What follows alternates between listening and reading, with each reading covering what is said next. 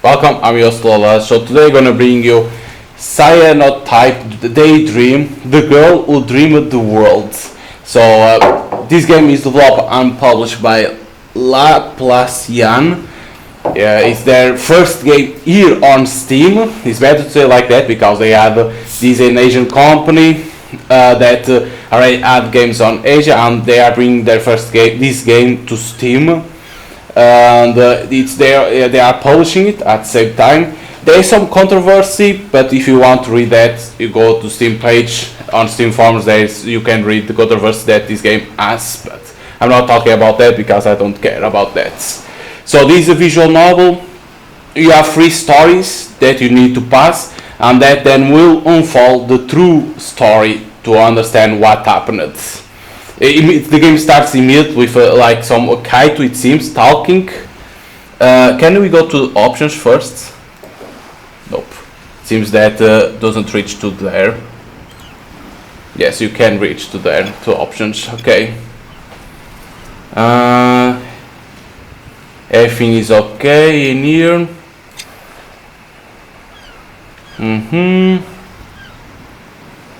Only to see everything sound. But I'm gonna take out the voice volume because I don't want them reading. I want to be me. And BGME volume during dialogue. If I took out, doesn't need. And I think this is the music. I think. I need to see because the game has some cutscenes with music, and I don't want that. Okay. So let's continue here. So kite, that which we call individuality, is but a collection of memories each of us makes through our lives. When it's time to make a judgment, we use our past experience as guidelines to lead us. And those judgments lead to the actions we take. That's why our past experience, our memories inform our words and deeds. The briny breeze brushed against my cheeks in front of the small seaside cabin.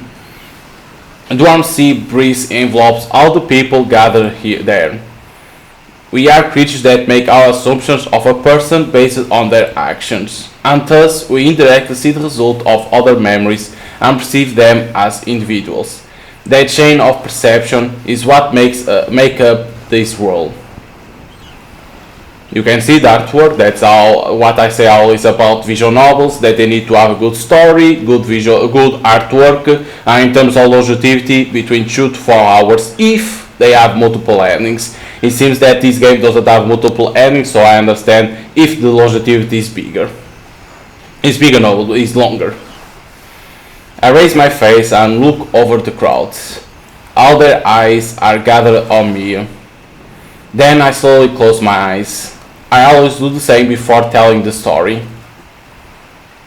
So it seems that Kaito is telling a story. The sound of the waves fills my mind. I take a deep breath and take in the scent of the calm tides. And behind my closed eyes, a girl comes into view. She's here today too. She's always there inside of me. After taking value from her presence, I slowly open my eyes. That chain of perception is what makes this world.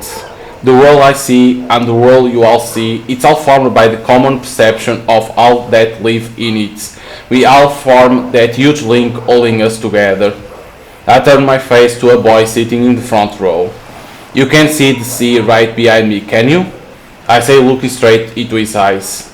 The boy gives me a small, sheepish nod. Do you think it's beautiful? Again he nods. That clear blue sea that blurs in the horizon and melts into sky, what wills those waves is the common ideals of everyone in this world. The sea that everyone around the world dreams about. That is what you are seeing right now. That's why it's so beautiful. The boy stared at me for a moment before nodding again. I'm about to tell you the story of one girl. A story I tell to everyone, every person that comes here. And with that go, that is my duty and the reason I'm here. I want to tell you the story of the one that taught me what life is. The one who taught me that I can decide for myself even while bound by others' perception. The story of a lone girl. Her name was Yonagi. What I'm about to tell you is the story of the girl who dreamed the world. This is an introduction for the game, for you to understand that he is telling the stories.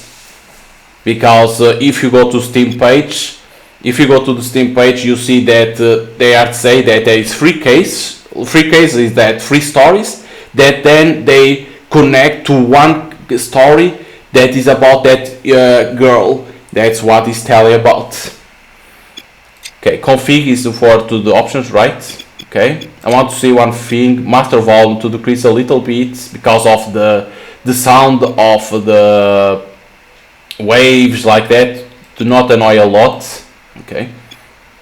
System volume to let's decrease. So one thing that I don't understand very well is that okay, there is three cases, the three stories, the first story, second story, and third story. But it seems that it's randomly, like it can start on the second story, on the third story, because they are like, it's not with the same characters, but then they are connect with each other. So I think it's random because you don't select what story you want to start with. So let's start here. But this is a visual novel. It's like I always say, artwork and story needs to be great to call the attention of the player. But this one doesn't have multiple endings. And it already came out on Asia, of course, but now they translate to English. That's why it was like 1 year already passed that came out on Asia. So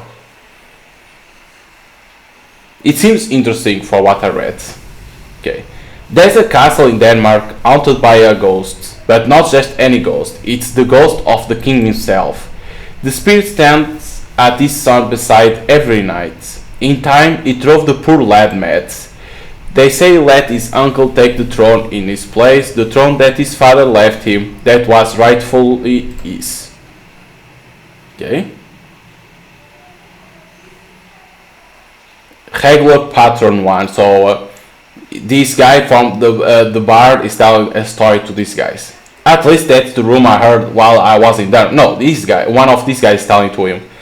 At least that's the rumor I heard while I was in Denmark. What say you, Will? Intriguing, huh?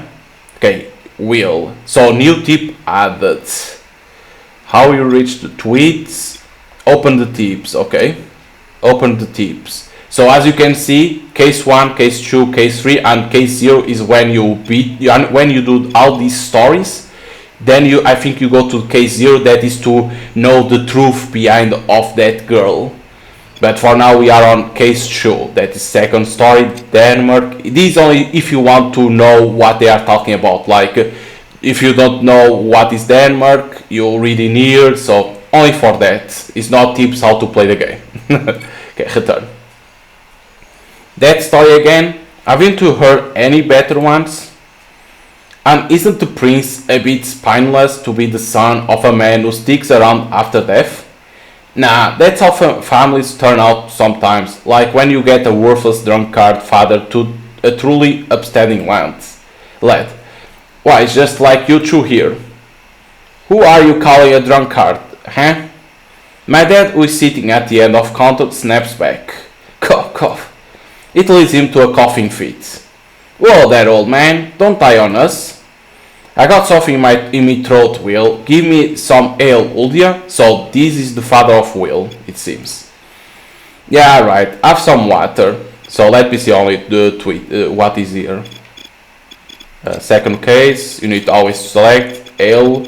In case you want to understand what is ale, you come here and see. Okay. The water's awful in this damn rat hole. Ain't that right, Ed? This is your damn rat hole. Heh. Like stupid father, like stupid son. You what? Hey, Will, give me. I'm gonna good smack right on the noggin for the both of us. Come on.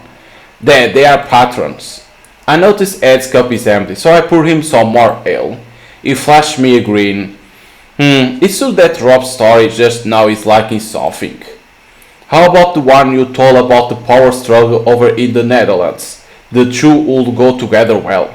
Netherlands? Both Rob and Ed cocked their heads in confusion. You know, how the Queen had an affair with the King's younger brother and then they conspired to assassinate him. I don't remember a story like that. Well, you told it, you forgot? Right in the noggin, while he's distracted. We move on, Dad. Pipe down already. My father dejectedly hangs his head. Rob loves unproductively. Jesus, what a word is that? If only it were true, but Rob's stories are always just some bunk he heard around town. When did I tell this story again? Rob leans over to me. About 2 years ago? You told it on a rainy day. How am I supposed to remember something I said over drinks 2 years ago? Say it like it is, Rob. Grab that no good son of mine and smack him on the noggin. Is that what you did back when your eyes were good, boss? You bet. He whacked me so hard my memory messed up. Now I remember everything I ever heard. Jokes aside, I think that's a great ability. You should put it to use in other areas, not just remembering Rob's silly stories. Yeah, you could memorize some recipes for food that's not crap. Put a lid on it, would you? So, how do you think this Netherlands story with the Danish ghost story? Well, what if the king learned of his wife's betrayal just before he died? What a rotten way to die, unforgivable. But her younger brother and the queen still managed to take the throne. Shameless, and you call yourself my son? I didn't raise you like this. Boss, we are not talking about will here. Keep it quiet, will you? The young prince suspects nothing until one day his father ghost appears to him. The ghost entreats the boy to take revenge on his own mother, and that's how you line them up. It does sound quite interesting. So what does the priest do after that? Don't know. Why not? I just came up with it now. Revenge against his mother who conspired to kill his father and put her lover on the throne. This story sounds violent indeed. Heh, nothing that we don't see all the time in this rotten world. Nothing unheard of to you especially, Ed? Yes, quite. Alright, you work at the theater, don't you? Yes, the popular plays are always filled with bloodshed and violence. Gotta wonder if it's the writers or the public asking for that kind of story. A mix of both, I'll say, but it keeps the seats full and scones sell quite well. That tend reach most popular theater for you. But I'm certain you can write something good, Will. Why would you put it past you to beat some of the scripts we get at the Lily Theater? Hey, and I'll do my part by bringing you more great stories. Why don't you focus on your real job instead? It's the last time I sell to you, you bastard, especially since you turn right around and sell them as is. I'm particular about this presentation, I'll have you know. You just throw slices on a plate, now I'm never selling it to you again, and that's that. You thought the pickled herring all we have to go with the drinks will be potatoes. We have soup too. No one wants soup to their booze. It's all just slosh around in your gut. Why is soup the only one thing on this damn menu? Because that's all I can make. How many years have you been doing this? It's your damn pub, do something about it. It's my dad, actually. Though I'm not much more than part of the furniture by now. You could afford to be as quiet as the rest of the tables then, boss. Agree. Give me a drink if you want me shut up. Is that a threat? What's worse, there's no pretty ladies to look at. Ain't that right? What's even keeping us here? Well, Will is quite the looker. I always enjoy having him around. Say, my lad, have you ever thought about cross-dressing? You have a pretty cute face. Your voice is ugly enough too. Yeah, why were you born a boy? I would prefer a daughter, I would. I see drinks are kicking in, huh? It's settled then. I'll get a costume from the Spencer troupe next time I visit. It will fit you, I'm sure. They get no customers, so I bet they would be glad to give you a pretty dress. No way. We could hire a real girl if your lot will contribute more. Come on, drink, eat, stuff your face, you swine. Oi, boss, your boy calling it his customer swine. Don't you think he needs a whipping? Give him a whack on the noggin for me. Bunch of violent pigs, the lot of you. I'll say this sense of camaraderie is something you can only get from a good bartender. Want me to pay up that bet? Well, let's see how you like this. Fetch the cups, lad. The first one to fall off his chair, lose. Bring it on. Hey, let me on the fun too. Okay, we're going on a bet. The pub is full of familiar faces tonight. How many years has it been since I started manning the counter myself? Thanks to the friendly regulars, I managed to get used to serving people, despite my initial lack of aptitudes. We don't get many customers, so I manage on my own. That's the reason our menu is so limited. But the complaining from the regulars is part of the fun. Another day work over. My dad is at his usual seat at the end of the counter, slumped face down over the bar. Oi, Will. Just as I'm about to lock up for the night, I'm approached by Rob, one of the regulars who was stuck around until the wee hours. Whenever he stays until closing time, I know that's what's after. What is it? We are closed, alright? No more drinks for me. I want you to work your magic again. Again? You are that short of hands? Surely you have your peak here in 10 bridge. I could fill the Queen's castle with the people who want to write, but I can't count the number of writers who can please an audience with one hand. That's so. It can be a comedy, tragedy, whatever you like. I don't mind writing something, but it's gonna eat into my prep time tomorrow. You okay with soup and potatoes to go complement your ale tomorrow? Don't worry, your food sucks whether you prepare it in advance or not. Oh, stuff it. The point is, focus on what you are good at.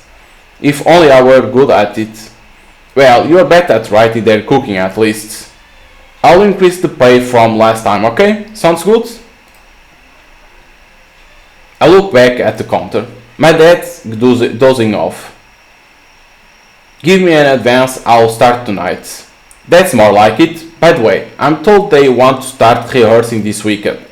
That only gives me 2 days. Haha, this isn't funny. That's even less time than the last time. Ah, come on. How about you use that story from today, the one about the Danish ghosts? Yeah, make something out of that idea. I wanna see how it turns out. I can't write a full tragedy in 2 days. How about a comedy then? How am I supposed to write a comedy out of a man killing his mother after she killed his father? My lad, I'm a firm believer that limits are made to be overcome. What about the physical limits? I can't just close up shop. You can do it, I believe in you. Forgo sleep for a couple of days and you'll be golden. You say that after me stay up all night drinking with you. Is your advance. That's half the money. See you later, lads. Hey, you lousy 2 days, huh? I scratched the back of my head with one hand while I opened the other. The coins make a satisfying clink as they settle. I stared at the 3 coins for a moment before putting them on the table. Guess I got it right then, huh? I turned to my collapsed father and pat him on the back. You are done for today, Dad. You can go sleep upstairs. Huh? Oh, my boy, sorry, I dozed off. Him is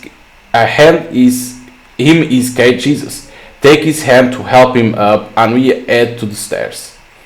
Rob stayed till tonight. I'll hand the prep for tomorrow. He asked you to write another play? Yeah. Guess you inherit that talent from me. Sorry about that. I don't think I've seen you write a word in my life. But I always thought I might write someday. Why I do even now? You won't, don't worry. Look at you, get a big head just because you can string some words together. It's an honor to be able to write a script for 10 bridge troop. I'm doing it because I like writing. I'll make sure it doesn't hurt the pub. Nah, it's your pub now. Do whatever you like with it. You are the owner. I'm just a blind old drunkard now. There is a way in this place that I need to guide my father to. He knows this pub like the back of his hand. So long as I put seats back where they belong after the patrons are gone, my dad can find his way around with his cane no problem. It took him a while to get used to losing his sight, but never underestimate how adaptable we humans can be. I'll eat the hay, son. Sleep well. Good night. Don't stay up too late. He slowly climbs the stairs. I spread today's profits on the counter. Another month in the red. Even with the advance I got from Rob just now, it's not enough. All this money will go right back into opening the shop tomorrow. I sighed and brushed my bangs off my forehead. I'm seriously considering cross-dressing if it will bring more customers. I can't even give my father a proper meal with this. I let out another huge sigh in the empty pub. No, this is no time to feel sorry for myself. We can't live unless I earn money. I get up and I use the leftovers behind the counter to dish out super for myself and breakfast for Dad while thinking about the script in my head. There's just no time. Do I use stuff I already wrote or slap something together out of all former ideas? It will have to be one or the other. I think back on the stories I've heard during my time here. So try to create an idea for a story. All kinds of people from different backgrounds visit our pub. This small room is like a vast library. I think back on tales I have heard. Shocking stories, pathetic stories, heart-wrenching stories, all kinds of stories. I'll try to put everything together. I put my father breakfast in a pot for tomorrow and grab my own bowl of soup. Then I blow out the lamps and head upstairs. Because this game is all about love story. That is. There is some mystery, of course, at the same time, but it's all about love. The King of Denmark, huh? I sit at my desk and stare intently at the quill. My mind keeps coming back to that story Rob told today. Ghosts, assassinations, parricides. No way I can pull all those threads together in time. I do think it will make a good story, but I just can't put it together in 2 days. I take a parchment from the shelf and look through some of my unfinished writing. I can't be too picky now. I have no money, therefore I must write. Rehearsal in 2 days, huh? Yet I have no time either. First, I need to decide what to write. Rereading some of my unfinished scripts, I remember the settings in which I heard each of the stories.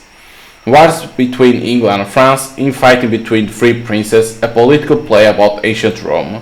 Tenbridge is a hub for merchants who travel all around the continent. Truly, I feel blessed to be in a place where so many stories converge. One of them catch my eye in particular. Oh, I'll forgotten about this one. I searched through my memory. I got this one from Rob. It really all about those rumors, eh? So, a story that Rob told him about a rumor. 2 women and 2 men.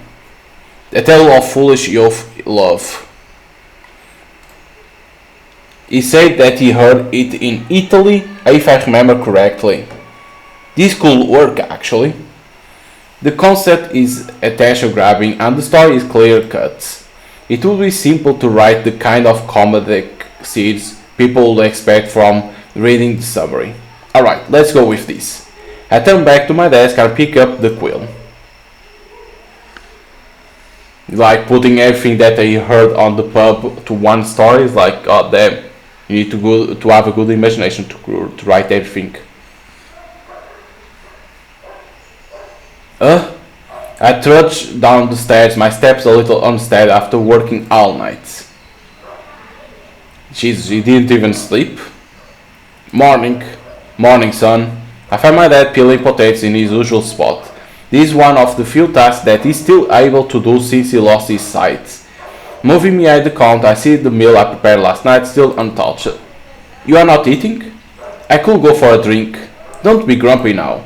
He lets out a throaty laugh. You can rest. There's a gathering today, so there is no need to tire yourself out. Don't worry. All I do is sit around and be noises when the patrons come. You make double the racket than all our patrons combined. This is just how I pass the time. Don't you worry. Yeah, I could go for a drink. You know I can't let you drink. Don't be stubborn. His mouth turns bit as he continues peeling. Now that I think about it, when was the last time I saw him eat anything? It must have been about 4 days ago. He nibbles on apples and munches on nuts from time to time, but it's been that long since I saw him have a proper meal. It was when I was restocking our ale supplies, if I remember correctly. I glance at him again. He's looking at a little worse for wear every morning.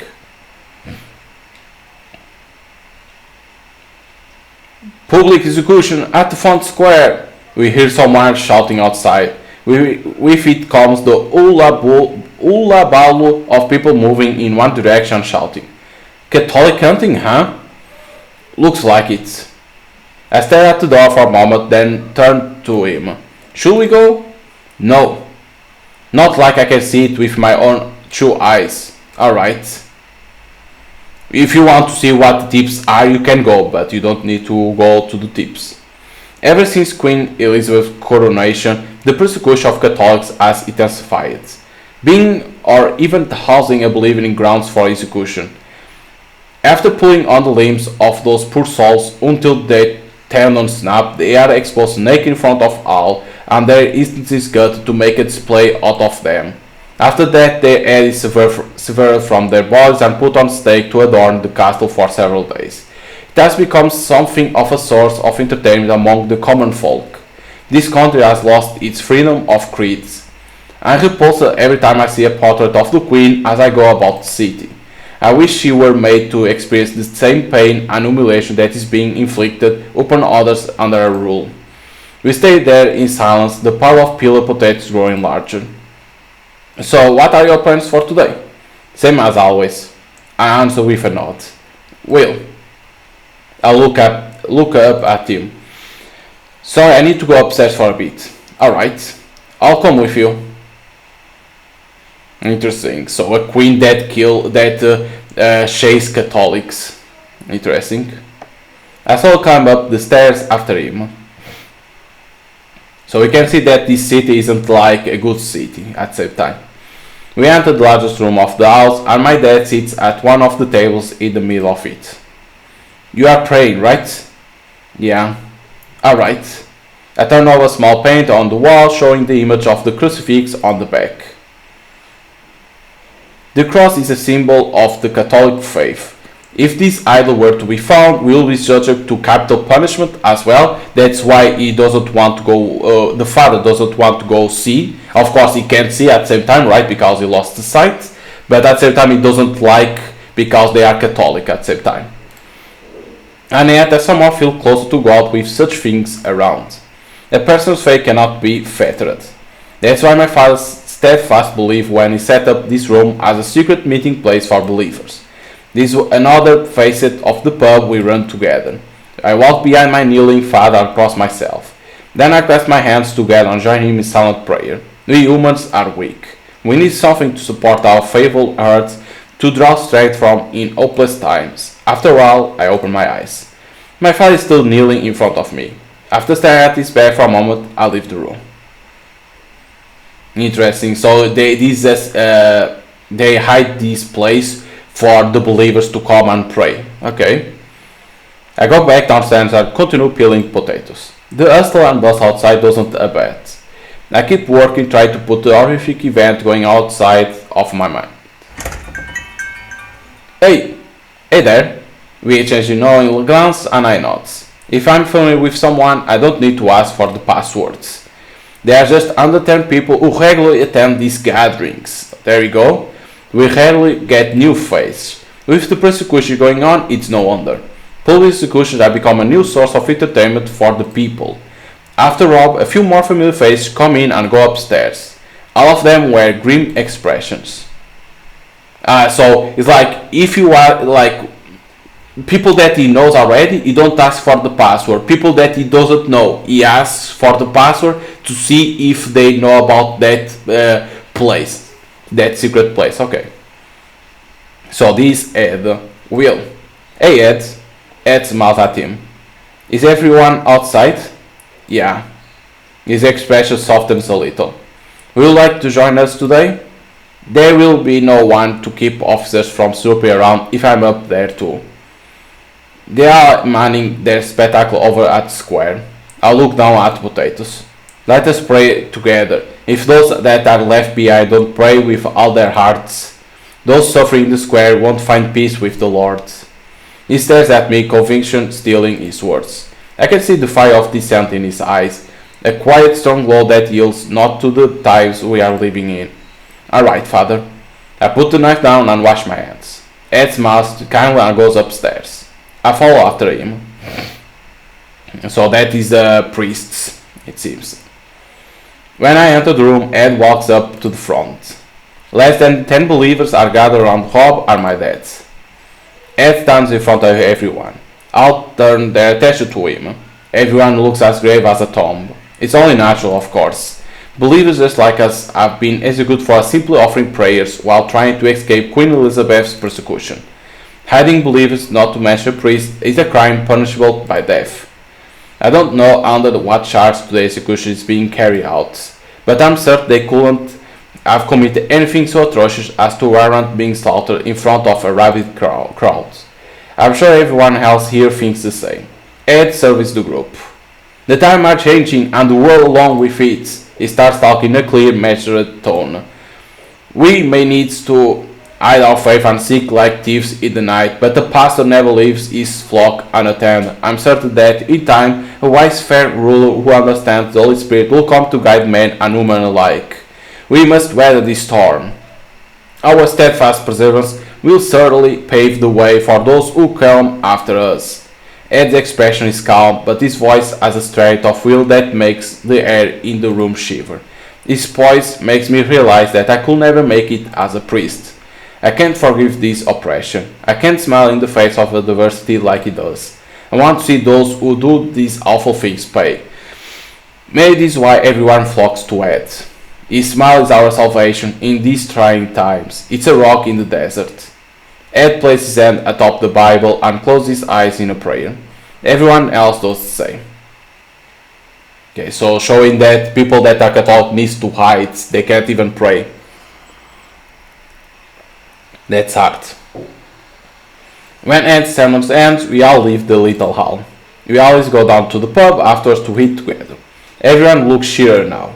I'm sure the pub atmosphere is helping to ease their minds. This is exactly what the pub is for. I love to stand behind the counter, watch everyone having a good time. Even my dad is smiling. Okay, that's good. The good times keep rolling and one by one people leave a little happier than they came. In the end, it's only Rob, Ed, Dad, and me. The usual suspects. The ale keeps flowing and so does time. I'm glad we have this place, Rob mutters, taking a sip from his cup. If it weren't for this here pub, I'm sure I would have lost it long ago. Being able to recognize your own weakness is the first step to forgiving weakness in others. Perhaps faith itself was born out of our weakness. Maybe, yeah. Rob stares at the ale swaying inside his cup for a while, then takes the last swig. Why, perhaps ale was born because of our weakness as well. What? In other words, it will be morally right to let your old man wet his lips in these trying times. I feel like that's a bit of a leap of logic. Oh, you think so? Yeah, you old coot. How many times do I need to tell you to give it a rest? Just one cup, please. One becomes two, which in turn becomes three, then you lose count. He who has eyes, let them see. Ah, shut it, you sticks in the mud. Who's the parent and who's the child here? Oi, lad, how's the script coming along? Well enough, I pull out of one my rough drafts and are fixing it up. Huh? Not using the story of the king from yesterday? I can't get that done in 2 days. What is the story you are working on about them? I'm basing it on a story Rob supposed heard in Italy. Italy? Me? Where did I tell this story, lad? About 4 years ago. So this when I wasn't in Tenbridge then. As a priest he moves towns regularly. That's Ed in here. Staying in one place for too long attracts the attention of the Queen's men. If memory serves right, he should be setting out for a new city this summer. We'll miss him, but there are more Catholics all over the country who need the encouraging message of a priest like him. 4 years, huh? So around the time you start manning the counter.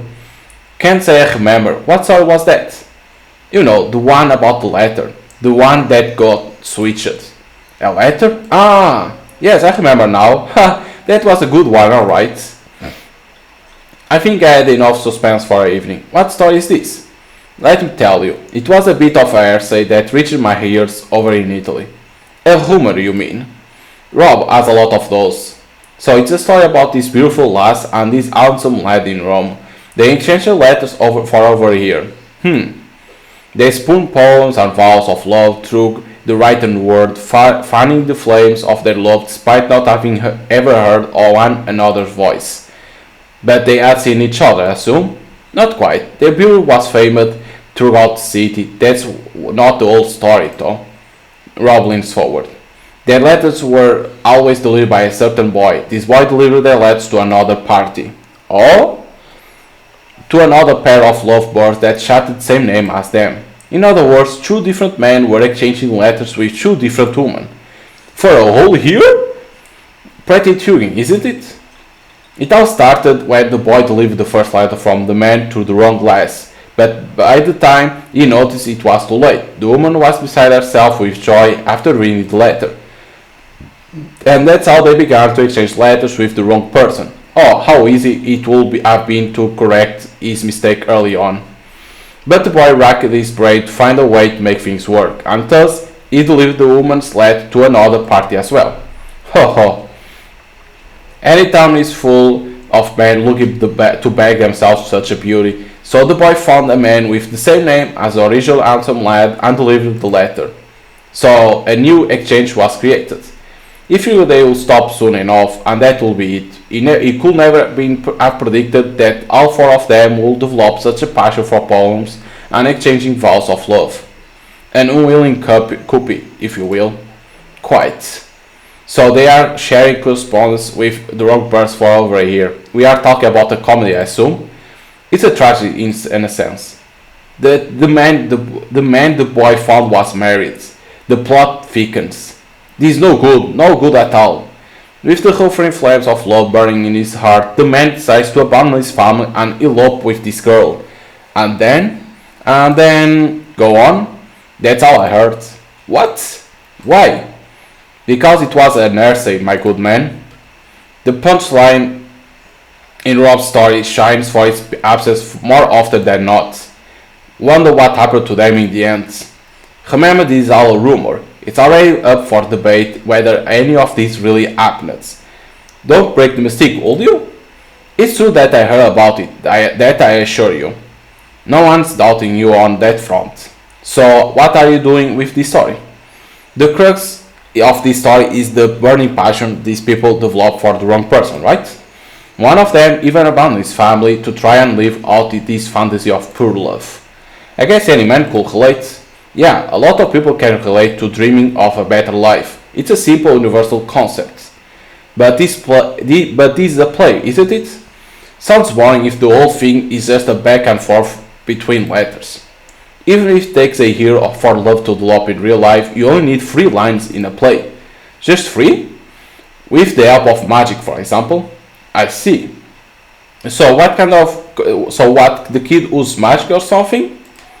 What if the little miscreant who mixed up the letters was a fairy instead? A fairy, you say?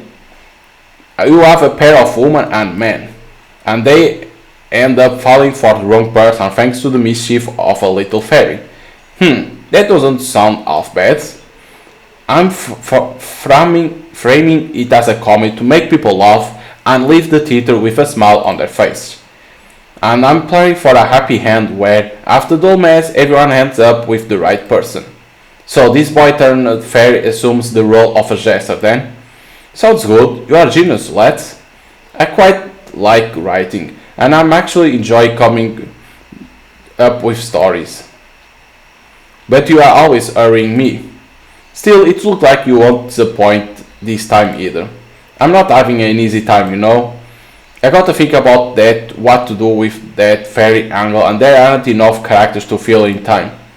I will say you are doing remarkably well. No playwright in the Lily Theatre could work as fast as you. Speaking of the Lily Theatre playwrights, notably Christopher Marlowe, yes. That will be theatre's most popular playwright, yeah? But Will is fast and his stories strike me as having more depth. Ed turns to me. You can win, my boy. You think so? Set your sights high, alright? I have just the thing to put some pep in your step. Huh? It will knock your socks right off. Rob rummaged in his bag and produced a bit of something deep red in color. Jerky? Not just any jerky, my lad. Is that venison? You bet. Oh, that's really fancy, isn't it? Fancy? Lad, that's luxury. Get yourself a deer and sell all the meat of its bones, and I reckon you'll make 3 months worth of the pub earning in one day. 3 months for just one deer? Is that expensive? I knew it was luxury food, but goodness. 3 months? That's just ludicrous. Where can I even find deer? A gift from your most valuable customers. Whoa, really? That Spencer guy keeps deer the way one old dogs. Oh, I see now. He keeps those expensive animals as pets? I'm just sharing what I was so graciously given. Money served holds a different value to those nobles. Let's eat together. I don't feel like eating alone today. His tone sinks like a rock in water. Perhaps he's remembering the ghastly sight of those in the square today. Gotta eat to live, eh? Here, Will. Thanks. I tear off a bite of the jerky. It falls sweet as does Rob. Have some, boss. It's venison. None of us see this often. I never had it before. Go right ahead. Ed speaks around a mouthful. I break off a bit of the meat and put it on my dead palm. He carefully picks up between 2 fingers and slowly brings it to his mouth. Well, don't mind if I do. After a bit of chewing, he opens his unseeing eyes wide. This is rather good. I eat it's good for you. Eat up, old man. You have been getting thinner and don't think I haven't noticed. You have been telling them, Will, don't burden the customers with stuff like that. If you eat, I won't have to. No more ale for you. Like hell, I will drink in my grave. Okay, so Rob gave us like deer jerky. Or better to say deer meat that is expensive. Let's see how is the save screen first too. Okay. There is a lot of things then, but it's back. That we go. It's late at night and Ed is the first to leave. Right after that, Rob gets up from his seat as well. Well, Bart, I'll leave this script writing to you. Have it to me by tomorrow as we agreed. Yeah, got it. I'm looking forward to reading it myself, say Rob. Huh? Do you think I could get more work writing plays? Money troubles? I nod. You know, it's not just when I say that there's people literally line up in front of theater in the hopes of becoming playwrights. The deadlines I give you are always so tight because they don't come knocking on my door unless some kind of problem popped up. Yeah, I know. I suppose you could get picked up as a regular playwright in some theater if you keep doing good work, but you can't just abandon your main job here. Yeah. It's a hard sell, I must admit. They won't take scripts from a peddler like me unless it's some kind of emergency. I see. Sorry, my lad. I'll make up for it by giving you good business. Thanks, Rob. I know you are having it rough, lads. Not so much. I have loyal clients that eat the crap I put on their plates, and I get to hear lots of stories. I'm living a good life. That's so. I'll come buy out that crappy food so you guys don't go under. You are gonna have a huge pot belly by the end. Ha! Sorry for not being able to help. I could be your patron if only I was one of those nobles. Don't apologize. You do a lot for us.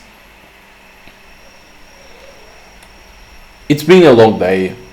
Rob looks up at night sky out of the window. Sure has. I wonder how long this will keep going on.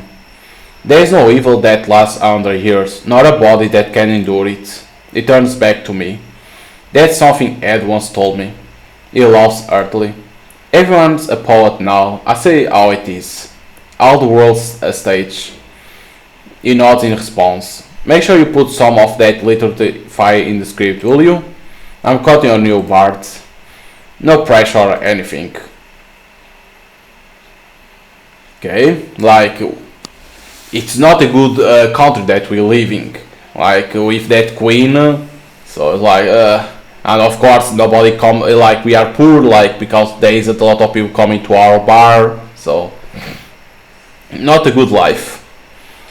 After staying up all night 2 days in a row, I managed to get the script in a presentable shape by the second morning. I noticed that hasn't touched his meal today either. I go up to my room in the afternoon to catch some shut-eye before work. Rob shows up to pick up the script just before it's time to open the pub, a little before sundown. I'm not completely happy with it, but it's good enough for the time I was given. Thanks, lad, you are my savior. To be honest, there are a few parts that are still a bit rough. I don't mind if they feel like touching things up during the rehearsal. No matter, lad. Mind if I give you the rest of the money when I get it from Spencer? Sure, thanks. Where's the boss? Still in bed. He should be getting up soon. Still not eating. Doesn't seem like it. He hasn't eaten anything today. That's worrying. He doesn't listen to me. Lately I think he's trying to act like everything's alright for my sake. The man can put up a brave front even while blind, huh? That's some resilience. It's been 4 years since his eyesight started worsening significantly. You got confidence in this thing? Rob asked, lightly tapping the script. It's competent. The fairy character is well done, I think. It's a good role, so I bet it could be popular if the actor nails the part. That's what I like to hear. Thanks, my lads. After a while, my father slowly comes down the stairs. Rise and shine, Rob's here, Dad. Oh, that you, Rob? Skipping out on work again? The first thing you do is slander me? I'm turning your son's script into money so this place doesn't go out of business. Want a drink? I bet you do. Come and get some ale with you. I can't get drunk until I turn in this script. Ah, don't be coy. Feeling as he goes with his white cane, Dad heads for his usual seat at the end of the counter. Son, how about pouring your father some ale to wet his whistle? You know what the answer is. He flashed an amused grin in my general direction. To be honest, he doesn't look well enough to drink. He just overcompensates with banter. So our father is not in a with good health, but it's like he doesn't say. Okay. I put out the open sign after Rob leaves. Though it's not like there is a huge line of people waiting to enter. Cough. Dad coughs a little and sounds bad enough for me to raise an eyebrow. Are you sure you are feeling well? Yeah, same holds. When I eat something, I'll cook. It's fine, the jerky from yesterday was enough. But you will feel better if you eat something. Is there anything particular you want? We are good for this month, so I can go buy something. Wait till the end of the month, you still have to get paid, right? Yeah, but don't you worry, I don't move about a lot, so I don't need as much food. You have been working yourself to the bones these days. You should rest a bit. You gotta take care of yourself. That's rich coming from you. Ha, touche. I will close up shop early tonight, then head to bed. Good. Because we have been working a lot to make that script. So that's this. At night, Ed shows up after work. He nurses his cup of ale and treats me to one as well. I see Rob's not here. Yeah, I want to ask if the script was well received. It will be fine. Your work speaks of human nature itself. The people want to see real stories about the struggle we all face. If that's the case, I have Rob to thank for feeding me rumors and you for always asking the poignant questions. The rumors he definitely heard from people in countries he hasn't even been to, you mean? I laugh in response. Ed exits with his own laughter. You think he really hears them from other people? If he comes up with all those stories on his own, he's a bloody genius. You are the one actually writing them down, though, and no one but you will have the memory to recall so much from years past. You think so? He nods firmly. You have talent. I've become able to spot such things after working at the Lily Theatre for so long. I've listened to what I've been assured are the best plays Tenders has to offer while preparing scenes to sell to those in attendance. He paused for a moment, then directs broad smile at me. And I don't think your work has anything to envy in comparison. Since he's a priest, he had us to do a lot of odd jobs while in hiding. From what I gather, the theater he works at is always at capacity. And the playwright writing those scripts must be Christopher Marlowe. Yeah? Yes. Isn't it dangerous to work at the theater? You have been there for a long while now. And there are always so many people around. No better place to hide a tree than the forest, I suppose. But some people might start getting suspicious. It's best to on the side of caution. Thanks for the concern. Ed smiles and nods. Just as it's a crime to shelter Catholics, there is a reward for denouncing them to the authorities. In a sense, the old city is his enemy. Many people jump at child for the chance of getting reward, so it's important to not raise any kind of suspicion. By the way, what's the title? Of the play, you mean? Ed nods. A Midsummer Night's Dream. A story of the events of one night appearing like a dream. It's a satirical comedy that I hope can touch people's hearts. A Midsummer Night's Dream, huh? It's a nice ring to it. Ed murmurs, taking a swig of his ale. I would say. I feel like something not quite right here. Dad's not heckling. I turn my gaze to his seat at the end of the bar. He slumped face down across the counter. Sorry, give me a minute. Realizing the situation, Ed smiles and nods. Dad, go upstairs if you want to sip. But when I put my hand on his shoulder to rouse him, I realize something's wrong. He's shivering.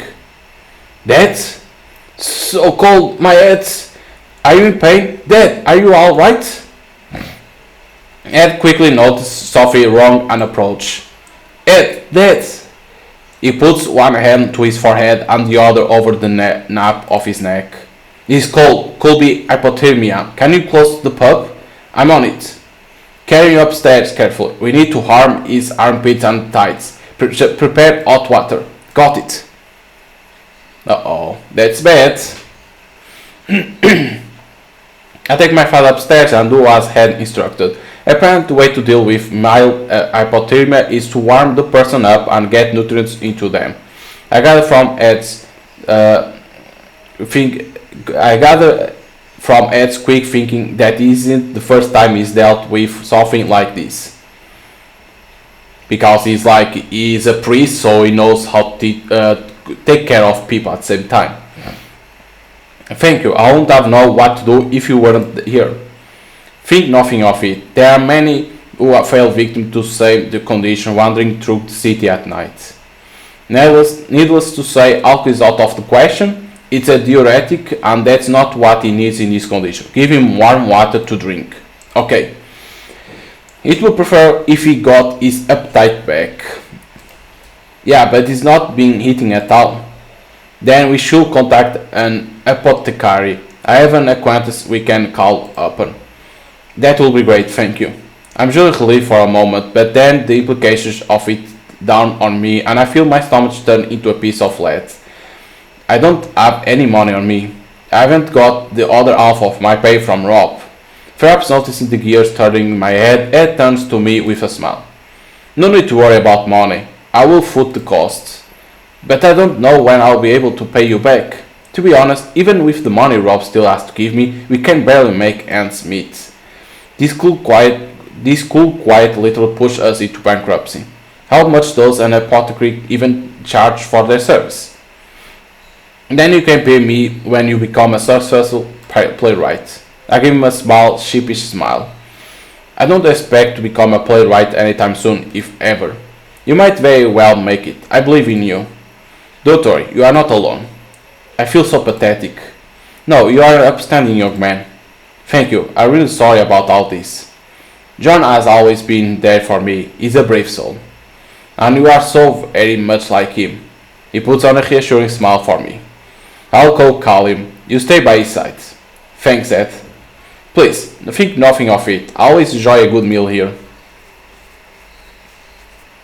These what are good friends that say that they help each other and say you pay later only. That's good friends, I have to say.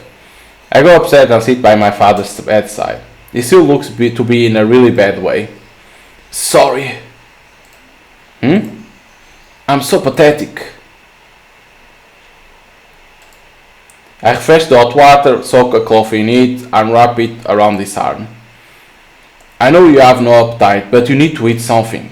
This is happening because of malnutrition. I know that, but nothing stays down the hatch these days. But I'm useless just prostrated on a bed like this. That's right, all our patrons only come by to see you. Ed's fetching an apothecary. He says they can make medicine for you. An apothecary? No need, I can sleep this off, boy. Don't waste money like that. It's fine, I just sold a script. You didn't get paid a fortune for that, I'm sure. Who's that for next month payments? It's fine.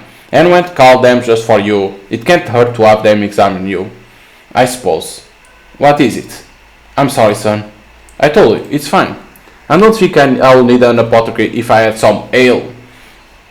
Well, you can't be feeling that bad if you are cracking jokes.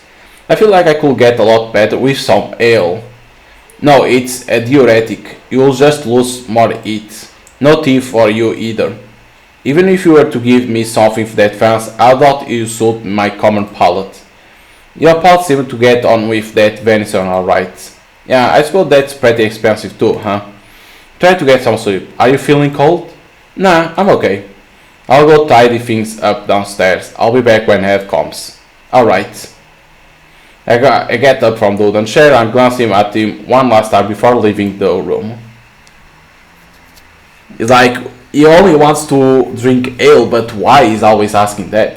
Is it because he's an alcoholic? I hope not.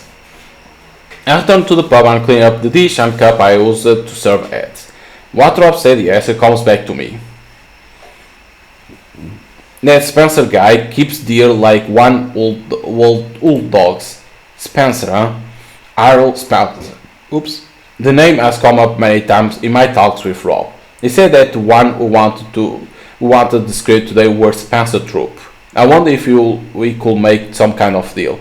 If just one of those deer found its way into my hands, I could slice it up, sell it off, and get my dad any food he wants. I can't keep relying on Ed's goodwill forever. I sat my shoulders slumping. How are we supposed to see the light at the end of this tunnel? My mind is miles away as I carry on tidying up the pub. You're gonna try to make a deal with Spencer, is it? After a while, Ed shows up with the apothecary in tow. All indicates that he's a Catholic as well.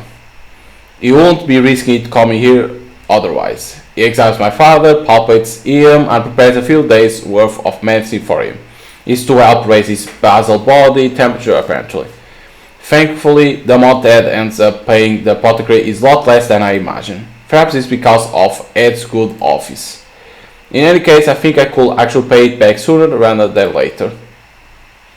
Thank you for everything, Ed. Without you, I won't have ever had a clue what to do. Don't even measure it. When Grob comes with the payment for the script, I think I can pay you back. I really mean it when I say you can pay whenever it's convenient for you. I can't do that. Let me pay you. It's money I got from writing scripts anyway, so you could say I'm already being successful. Heh, touche. He says, chuckling to himself. Well, I suppose I'll accept your payment from that script. Yeah, Rob should be here soon. Have some ale on the house. Let's drink and wait for him. I hand Ed a cup and serve some for myself as well. He raises his cup up to me. Thanks again. I raise mine and clink it against his. But where is Rob? He's taking so much time to come. By the time the third bottle emptied, the sound of rain spattering against the roof is impossible to ignore. Our eyes are drawn to the window. Rob not coming, huh? As I mutter myself, the front door opens. It's Rob, okay, thank God. He stands at the door, his shoulders wet and heavy. Oh, hey there. Rob smiles at me, but he looks awfully forced. He's holding up a bunch of parchment in his right hand that I imagine he tried to hide under his clothing.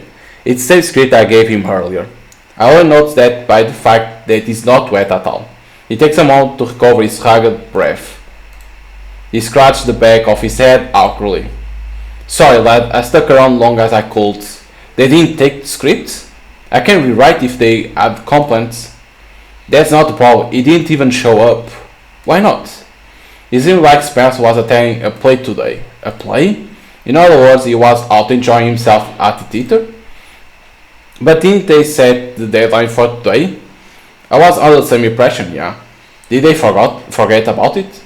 No, sorry. If for some reason they don't take the script in the end, I'll do something about your money. But I need to go to London tonight. I'm really sorry. I just need you to wait a little longer. No, it's fine. I know it's not your fault. It's just that I really need the money. Don't stress on my account, Will. What? Something happened? He exchanged glances with Ed. I nodded in response. John came down with something. The boss? Say it's not so. Malnutrition and hypothermia. His life is not in danger. Ed called in the apothecary and footed the costs. Oh, for the love of...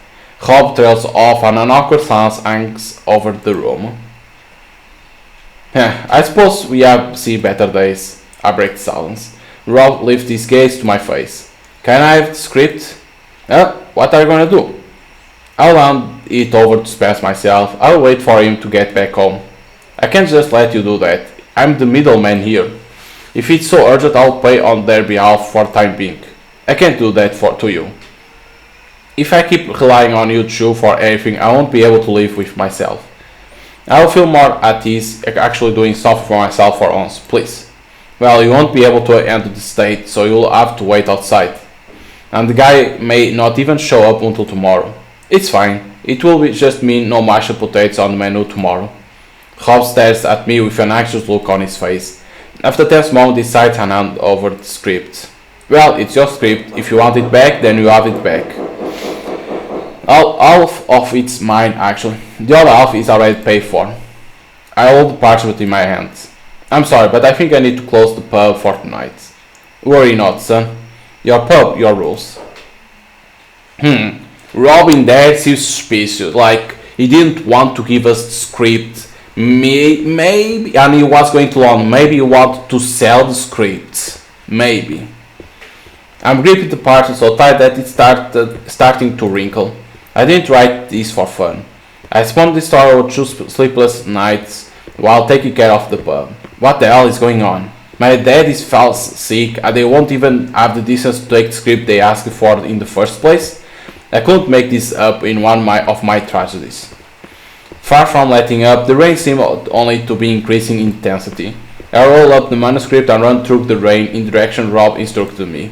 I enter there where the nobles have their residence, and before long I find myself in front of the Spencer estate. Okay, we went that in the same night.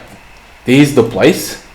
It's a huge mansion. How many pubs could I fit in here? I wonder if this Spencer guy and his peers keep deer in all of these huge gardens.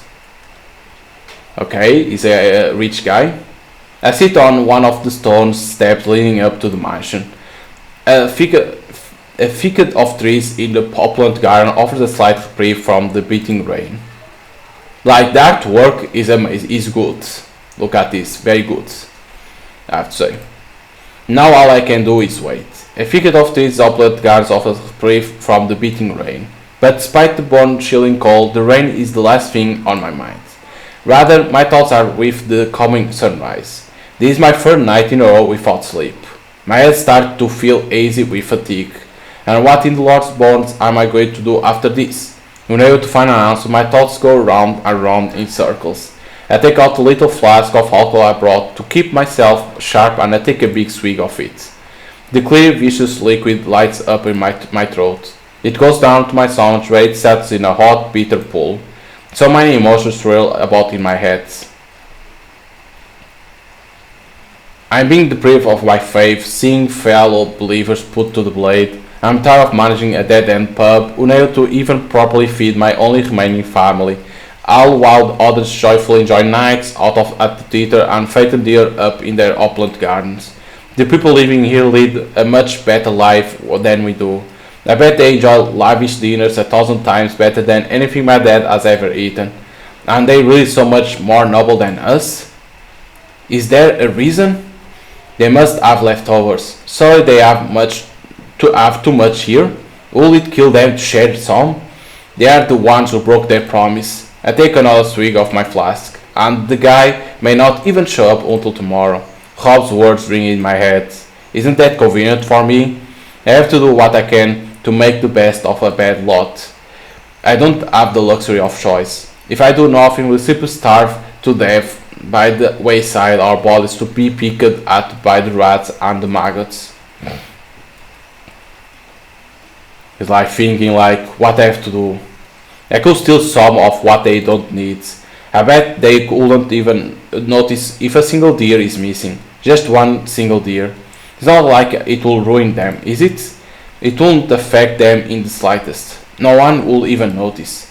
And I could feed my dad. The pub could stay open. Why yes. It wouldn't even be theft. I will simply be ever so slightly adjusting this unbalanced distribution of wealth. Isn't that right? It is. I put my flask away and get up. Oh shit, we're gonna steal a deer. We are beginning to be a thief. Circling around the marsh, I come up into a clearing. This is it. Those of deer pace about inside a fenced off area.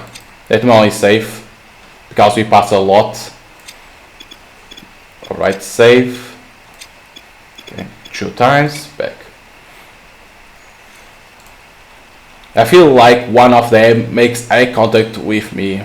It stares at me for a moment, ears twitching, and then it loses interest and goes back to grazing. I smash my flask on the fence. The broken bolt gleams almost under the moonlight. Then I take a good scan of the fence from one of its ends to the other. I see 2 guards in the distance. Dad and I spend all our time trying to keep the pub afloat, and these rich bastards can pay the same for the same amount of people just stand watch over the deer. What's the damn difference between us? Why are we deprived of our faith and kill off like animals for the amusement of others? Is this just our lot in life? Is there nothing else for us? As self-pity balloons with me, any sense of guilt at the proposition of theft only diminishes. I'm not wrong, there are too many deer here, and a single person owns all of them. They didn't work for any of this. They didn't build this place up with their own hands. They were still born into a rich family and inherit this land. There's a life out there that could be saved with only one of these deers. And please God, if you're really up there, I'm sure you'll forgive the transgression I'm about to commit. The 2 guards turn their back on the fence area and begin chatting among themselves. Is this my chance? I lower myself to a crouch and grip the broken flask in my hands. Then I soundlessly jump over the fence. Ugh! I quick make a beeline for the herd of deer, but as I approach, the skitch creatures run away off swift hoofs. I manage to grab a deer that lags behind the horns with my left hand. I hold it firm and raise the broken flash aloft. The deer turns its beady eyes towards me. Its dark pupils stare right at me. Suddenly I freeze on the spot. The deer keeps staring at me. I screw my eyes shut and swing the sharp broken flask down, but something strong and unwilling catches hold of my arm. So he couldn't kill. I look up to see a brownie-bearded man holding my arm in place. Unsurprisingly enough, I got caught. Okay, he was caught, okay. They tie my hands behind my back and throw me into some corner to wait for their boss to come home. The rope is so tight I can't move my hands at all. But even in the case I could untie it, I won't be able to overpower the guards. I suppose I have no choice but to wait for judgment. I cannot hope even nobles have some kind of empathy. If I explain my situation, maybe. But as I trudge through the thoughts in my bog of mind, the main door opens. Whoa. Lord Spencer. Welcome home, my lord. Hola, yes. What are you doing here? Who are you? A man in gaudy clothes steps in with a relaxed gait. He carries himself a leisure that feels orderly. Is this Harold Spencer? This scoundrel here tried to steal one of your deer, my lord. My venados? Why, you like them? De todas maneras, who even are you people? Spencer turns to the guards and tilts his head to the side. Huh? We keep watch over the deer. Okay. We also mow the grass, yes. Have you think? How this thief tried to steal one of them? Pardon me, but I fail to see the connection between that and you two being here. Well, we want to have your judgment on what to do with this low life. Joisu? From me? Why? Lord, this is your estate and it's your deer, my lord. Indeed, they will be my venados, yes. Spencer's played bored by all this. The white-haired woman next to him gazed off into a distance, obviously uninterested. Do you have any ideas? Didn't this Chico sleep by your guards? He dare enter your sacred domain. So I believe any execution will be fair retribution. His head must roll. What? You want to kill me? I didn't even do anything. You shut up. Okay, let's do that then. This Chico is rather handsome, so it will be a waste, but oh well, off with his head. Let's get over with. It's been a while since I last saw blood. Wait, I came here because I was asked to leave a script to you. Hey, the guilty are audacious indeed. And how do you have the right to decide to kill me on the spot? Lad, do you know who this man is? Huh? What? The Spencer looked down at me. Again, he tilts his head to the side in confusion. Like the deer from before, his gaze feels like it pierced right through me. Listen to what I have to say. It's my life you are toying with here. You have something to say? Dímelo todo. Let's hear it then. It was wrong of me trying to steal from you. I recognize that. I'm very sorry. My name is William Shakespeare. Your troupe has bought my scripts before. I came here to leave one of them. I try not to sound like a madman while fervently stating my case. Troupe? Oh, yes. Spencer glares at the woman beside him. Is that so? The woman just gives him a faint smile. Then she looks down at me. The suspicion in her gaze is clear. The guards exchange glance. My father, he fell sick, and I... Stop right there. Spencer closes his eyes and cuts me off. Are you truly a poeta? Sick parents, an unforgivable crime. I have heard it all 1,000 times. There is no beauty in it. Your face is far more bella than anything that comes out of your mouth. But I'm telling the truth. De ninguna manera. No way. Rather than your sob story, I want you to see your hermosa face fly off your shoulders. I open my mouth to try and say something, but realize the noble is not seeing me at all. It's like he's looking down at dirt on his shoe. Off with his head, ahora mismo. Yes, understood. Punt. It's been a while since I watched someone die. Gracias, Chico. Thank you for being born. Wait, no, stop. Punt. There's something wrong with this man. Is this serious gonna be all my life ends? No, please. I don't wanna die. Wait. Huh? What is it, Olive? Are you the same Shakespeare that wrote Richard III? That's the name of a historic drama I wrote on Rob's request a while ago. You wrote that, truly? I nod vigorously. I feel like Ed will come loose from all the nodding before they can chop it off. Lord Spencer, yes? This one is worth keeping alive.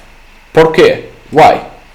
He's a poet that can produce the most beautiful verse the world has ever seen. He penned the timing of the shrill, isn't that right? Yes, that's me. I wrote that on Rob's request as well. He sold that to this Spencer guy too. De verdad? I'll have you know that I truly enjoyed the antics of that drunkard slide. Do you base that cat off someone? Yeah, I can't run a pub. I see a lot of drugs, so it was a mixture of all of them. Whoa, what a thing. Well, Spencer, I want to take this one for myself. You will take this Chico? Are you getting ahead of yourself, my girl? If he rejoins our troop, I'll be able to show you true stories that move the hearts of all who see them. True stories? Yes. Well. That is quite the alluring proposal. I am of the same mind. Alright, do as you will, Olive. Just one thing, however. I don't want to hear any rumors of unbecoming behavior. Entendido? Yes. Chico, from now on you are Olive's slave, buena sorte. I'm what? What a shame. I want to see that cute head fly. It would have been hermoso. If he makes me yawn with his words, I'm sure his head will roll in short order. What? Oh, maravilloso. You can leave things to me now. Alright, buenas noches, Al. Good night, my lord. A slave? Me? My jaw is clenched to so tight I can hear my teeth grinding together. The woman just stands there looking down at me. Whether it's pity or contempt in her eyes, I can't tell. But unlike Spencer, at least there is some emotion in them, which makes it infinitely easier to bear. She turns her gaze to the pair of guards. Go back to your post, I'll take it from here. But we can hardly leave you alone with this scoundrel, Lady Olivia. Didn't you hear me? But don't make me repeat myself. Her voice lowers to a growl and the guards cover behind me. Return any belongings he had with him. The two men are staring at one another at a complete loss, and the woman apparently named Olivia sighs in exasperation. The guard looks genuinely unsure as to what to do. Right now, it sounds like she's at the end of her wits. The guards nod, gives Olivia the parchment they took from me, and leaves dejectedly. Olivia then turns back in my direction. Her gaze is set squarely upon me. You are doing Shakespeare, yes? Huh? Her gaze feels like it pierces right through me. I slowly nod. She unfolds the parchment and looks at the script within. A Midsummer's Night Dream. Rather good title. Thanks. Follow me. Huh? Okay. So this is Olivia. And we are William Shakespeare. Okay. Still looking down at my script, she turns and begins walking at a brisk pace. Hey! Her white hair sways behind her as she goes. Still with my hands tied behind my back, I chase after her. It's a typical lively night in Tanbridge, but Olivia strides ahead with fearless purpose. Impressively, she still has her eyes on my script. There aren't many people to bump into the middle of the night, but she's still going pretty darn fast. I can barely keep up, tired and dazed as I am. The looks the townspeople give me as I follow her sting. It makes sense, I suppose. If I saw a tired up man chasing after a girl in the middle of the night, I would stare too. At this rate, I'm gonna fall over, and getting up is not gonna be fun. I don't care if it's a long walk, but I would like to at least not be tired up. Then all of a sudden I lose sight of her. Huh? This way. I turn towards her voice. I'm just in time to see Olivia step inside a huge building. White outer walls curved before me, forming a circular building. Whoa, this is... Looking back down at my feet, I go in after Olivia. Okay. So they know who we are and our playwrights that we did. So interesting. And when I finally take a breath and look up again, the other seats spread across my peripheral vision. It's the Globe Theatre, Tandridge's greatest theatre. Even I know the name. Is this your first time here? I look over at her. She's standing in the middle of the theatre, her form beautifully illuminated by the moonlight. Dumbfounded, I stare at her while my sluggish mind tries to come up with an answer. Her silky white hair flutters in the breeze. Olivia looks over the empty seats. I follow her gaze and get a good look at the vastness of the theatre. Rows upon rows of empty seats march upwards towards the sky. I've come here to see plays before, but I look at the empty seats again. It's my first time seeing it empty. Yes, it's quite silent without people, isn't it? Good place, isn't it? Yeah. I take in the scenery and then turn to the stage. On top of the wooden stage stands a pair of huge vermilion pillars. We can house over 2,000 spectators when we have a full house. Even more if we pack in as many groundlings as we can. Just imagine the pleasure of being baffled by the ovation of such an audience puts sex to shame. Interesting, puts sex to shame, that's amazing. My head snaps back to her on reflex. Her fair cheeks glowed under the moonlight like polished marble. Her attention is focused on the square. Forgetting to speak or even breathe, I simply stare at her profile. Something in her irreparable expression captivates me, It feels like I'm being pulled in by a force majeure. How can there exist such a beautiful woman? Without warning, she turns back to me and our gaze clash. I'm buying you. Excuse me? Buying me like a pet? Or like a slave? I'll keep you as my slave. A slave? So both really. She's buying and enslaving me like an animal. You will write. For my troop only. Stories that will set Tangerine very hard ablaze and crush the paradigms with your prose. You and only you can do this. Wait a minute now. If you want to keep your head over your shoulders, you have no choice. Write or die. Your choice. Her tone is neutral and monotonous. She stares at me, her mouth set into a hard line. So? If I write, I get to stay alive? You won't be suffered to live a second more if you don't. Did I even have a chance to begin with? I suppose not. First, you'll fix this. Olivia then pushed the script of A Midsummer Night Dream onto me. Fix what? It needs more characters and more scenes. It's written well, but people will ask for their money back if it's not is this short a play. But they won't be able to judge whether it's good or not if the fun is over when it's barely started. Our main visitors are the common folk. I'll wait until tomorrow for you to fix it. Write something bad and it's all over for you. Swear it, right here and now. Swear to me that you will never write stale verse. Okay, I'll fix this. I'll do what I can. I won't accept such a lack of committal. You shall write the stories that you'll go down in history together with me. Will you swear? I slowly nod. Compelled by Sophie besides my free will, I nod. Olivia, Oof, a slap. Out of nowhere she slaps me across the face. Huh? The corners of her mouth quirk into a smug smile. Lady Olivia, you meant? Let me remind you that you are my slave. But... Hey! Stop! Damn it all! This woman, she's a sadist. Yes, Lady Olivia. What now? I can't hear you. Lady Olivia.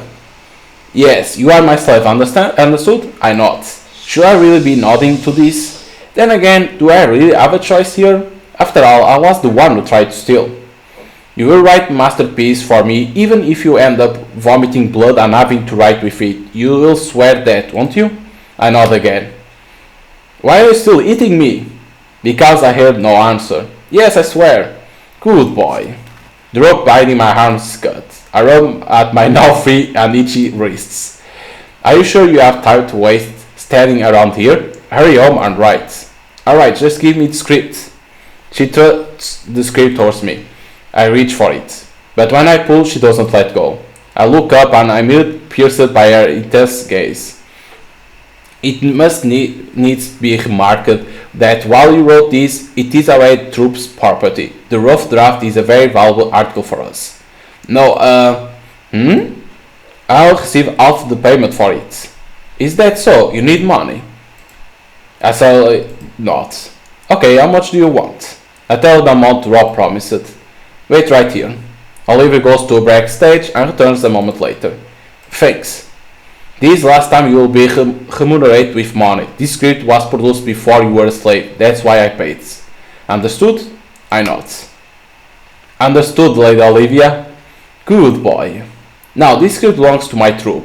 I'll have you know that taking the whole thing away with you is not something you'll be allowed to do very often. Really? Script are the troop's most important asset. What if it were to be stolen? Do take care of it. I'll have you killed if you lose it. This is not a threat, it's a promise. Yeah, I get it. I'm not playing games here, promise me. Okay.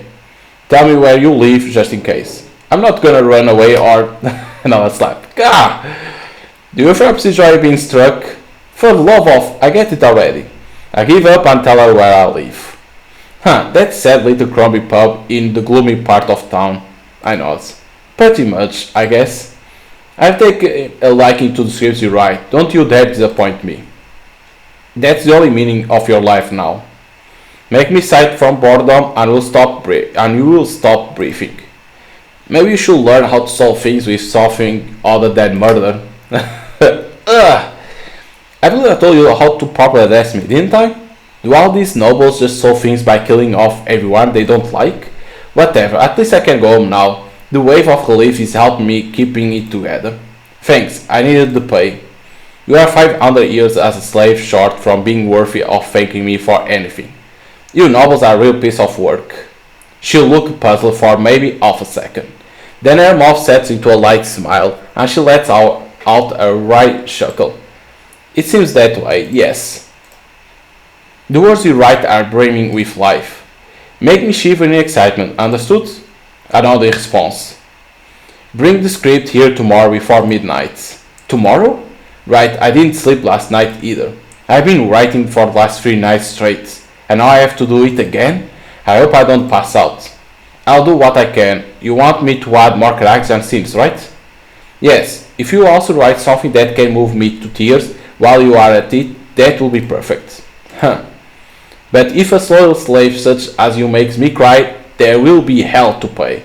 Are you mayhaps emotionally unstable, I'm very sorry for calling you emotionally unstable, Lady Olivia. Sighed, I roll up the parchment. I'll go back home and write. Go along, I'm serious. Write something boring and you'll be dead, understood? I get it. Can I go already? Olivia nods. So now we are a slave for Olivia. I turn my back on her and walk away. The coins click in my pocket. At least I'll be able to pay ads. And we can manage to make it to the end of the month now. That's something good. Once I'm away from that Olivia woman, I have a sight of relief. So I'm a slave now, huh? What even is my life right now? So we are poor and now slave. Jesus. William Shakespeare leaves his unkept golden man of hair swaying as he goes. Hair too long for a man. He has no presence, no property. In his eyes, the look of someone who thinks the world owes him something. That fixation or morality that so many commoners suffer from. A simple slave even before we met. I wonder if that's how I used to be as well. Have I behaved like a true noble all tonight? It's fine, there's no problem. I know very well the scorn and indolence with each noble treat the common folks. You nobles are a real piece of work. The word of Shakespeare still ring in my ears. That's exactly right. They are the privileged class. Have no choice but to rise above their station with their own power alone. I slowly turn my gaze upwards. The circular theater has no ceiling. I see the moon lazily hanging in the night sky. It's a full majestic moon tonight. I've changed it. I rose above my station on account of my beauty. The moon is always constant and changing, unlike me. When I squint, the contours of the beautiful sphere diffuse. I notice a white glow creeping over the edge of the firmament. It's almost dawn. If I stay here until Spencer falls asleep, I will be able to spend the night out of his bed. I sighed. So we are now seeing the part of Olivia. William Shakespeare. He has talent. More than probably anyone else alive. Perhaps to be surpassed by no one else on this earth, even after we are long gone. If you resent the world, then you must change it with your own 2 hands. That's what I did, and so should you. Cursing your disgust will change nothing. With William Shakespeare quill, perhaps I can keep this troop afloat without making use of Spencer's power. If we are chosen to perform for the Queen Court and become the Lord Chamberlain's men, we may have the opportunity to negotiate to change the laws themselves. That way I could stand up on the stage as a human without reserve. Queen Elizabeth loves plays. Her reign is greatest opportunity to try and enact change. And above all, I could end my association with that sick hedonist. I could put an end to being violated every single day. I'm an actress. In this world that allows women from taking to the stage, I will coin that word. And I will do anything to make it happen. I will roll in bed with that learned toad if I have to. I will even enslave an innocent young man, because I have nothing but this stage. Okay, so to understand why she makes us William Shakespeare her slave. Because she wants to change the laws of Olivia.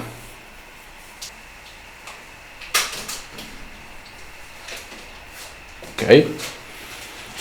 I'll walk through the darkness city on my way to the pub. The same streets I thought my way through while chasing Olivia. A phantom pain from the restraints still remain in my wrists. I look up the sky while I walk. There's a full moon tonight. The vision of Olivia's profile comes to mind. The memory of those fair cheeks and her shining eyes is burned into my mind. And the force of her slaps are still burning my cheeks. Did she really need to hit me so damn much? She might be beautiful, but she's a violent and arrogant woman. But she did save my life. Were it not for her, I would have no head right about now. Did she really take me as a slave so I could write plays for her? I can't even believe this night was real. Too many things happened. I'm still reeling from all of it. But the words you write are brimming with life. Make me shiver in excitement, understood? Yes, remember what she said? I never had someone read my words with such passion, or had anyone accept anything from me. Olivia's the first. I clasped the parchment in my hands. It's deeply scarred with different wrinkles from the ones it had when I set out the Spencer estate. Interesting. So this is a video now that we're gonna see, or was like something that will appear.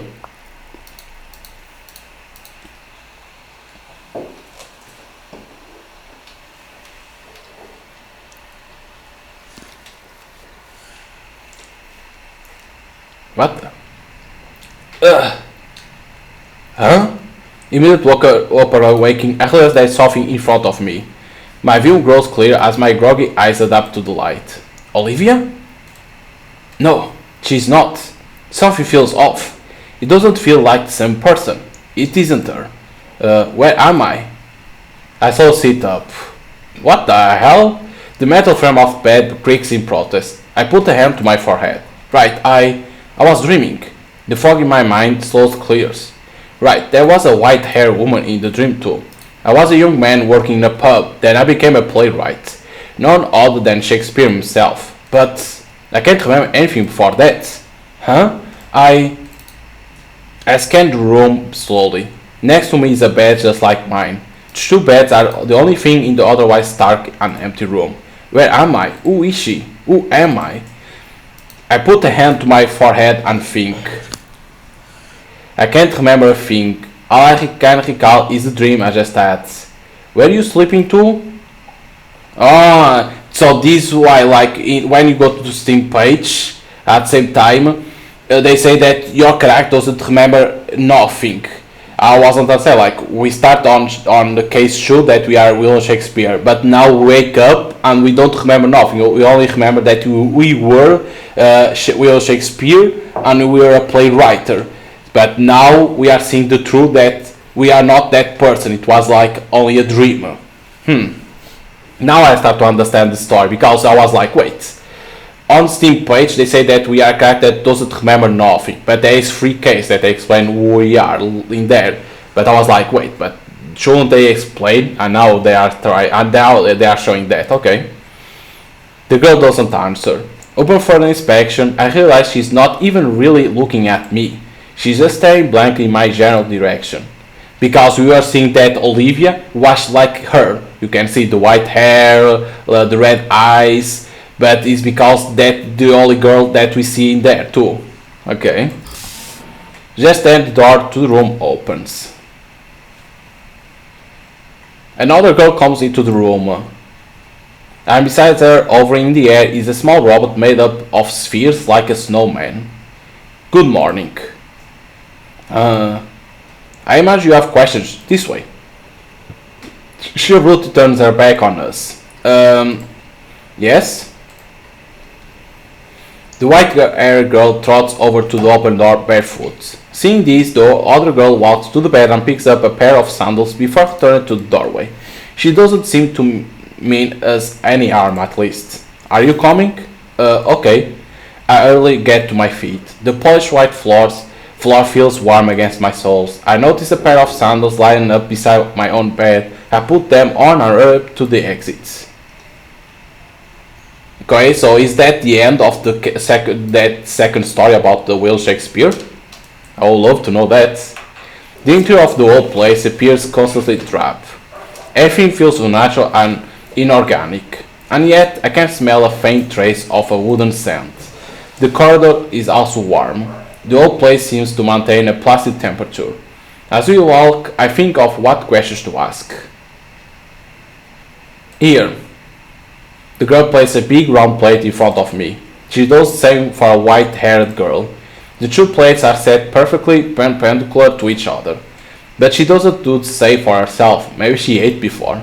I wonder to myself as I scoop up some food with my spoon and bring it to my mouth. It's slightly sweet porridge-like substance. It warms me up and makes my stomach clamor for more. I spoon bite after bite into my mouth. Then I raise my face. I see that white-haired girl is also eating. The other girl simply stares at me in silence. Yes? Where are we? This facility called the Environmental Development Research Institute.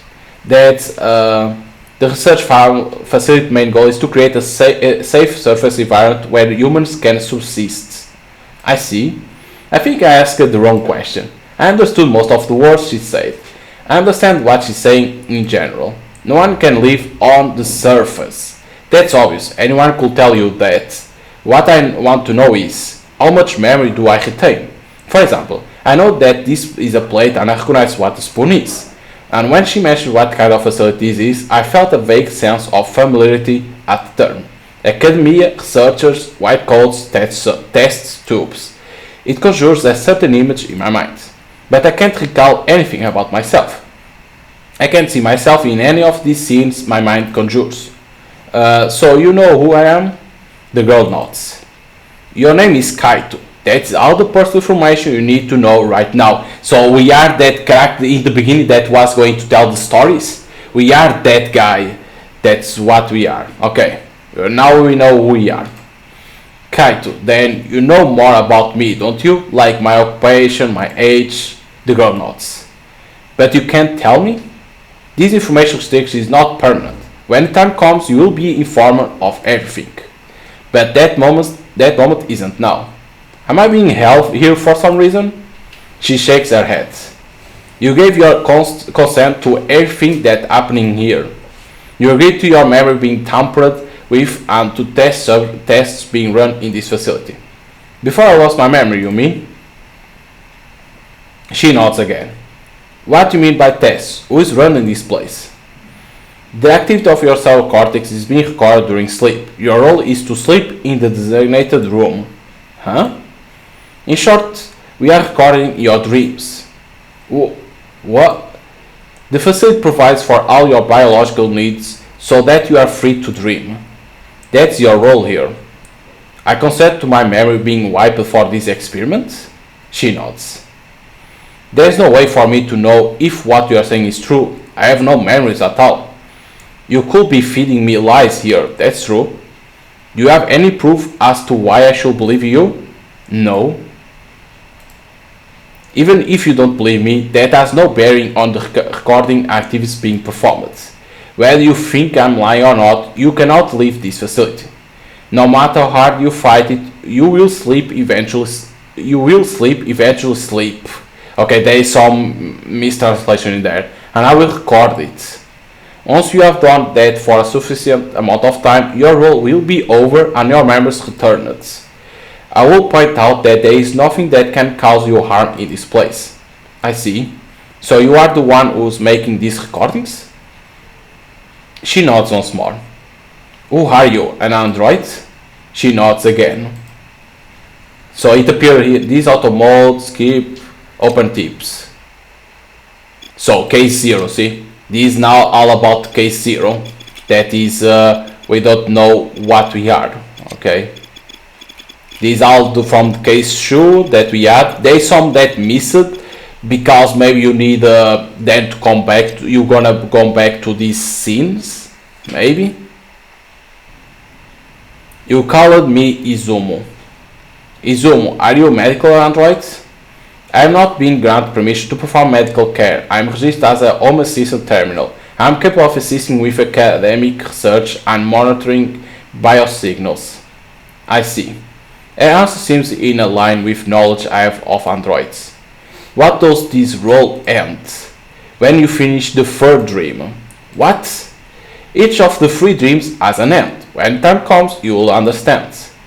Your dreams will progress. There you go, okay? Like stories. I think back on the dreams from before. They do feel like they have a sense of coherence and story-like progression. Not to mention, I can't remember them eerily well. I don't understand this experiment. I confine you here and given food and accommodations just so you can record my dreams. And I agreed to have my own memory wiped to do this? Izumi nods. What's it all for?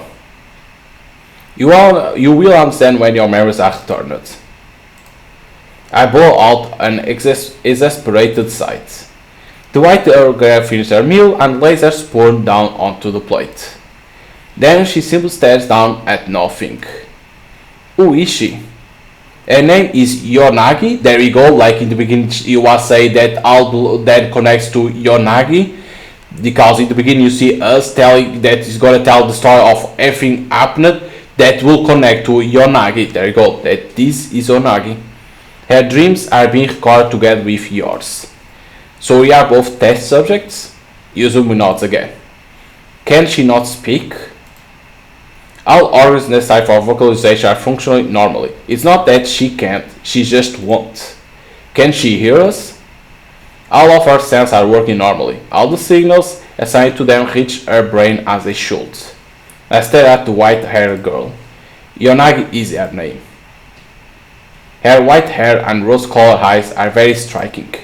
They don't look natural. She looks so much like the person who appeared in my dreams. Is it a coincidence? No. I figured.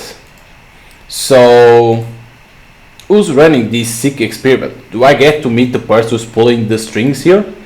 You'll see them at the end.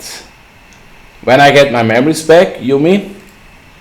Izumo bobs her head. Is that your answer for everything? Didn't you say it doesn't matter whether I believe you or not? She nods again. What if I kill myself here?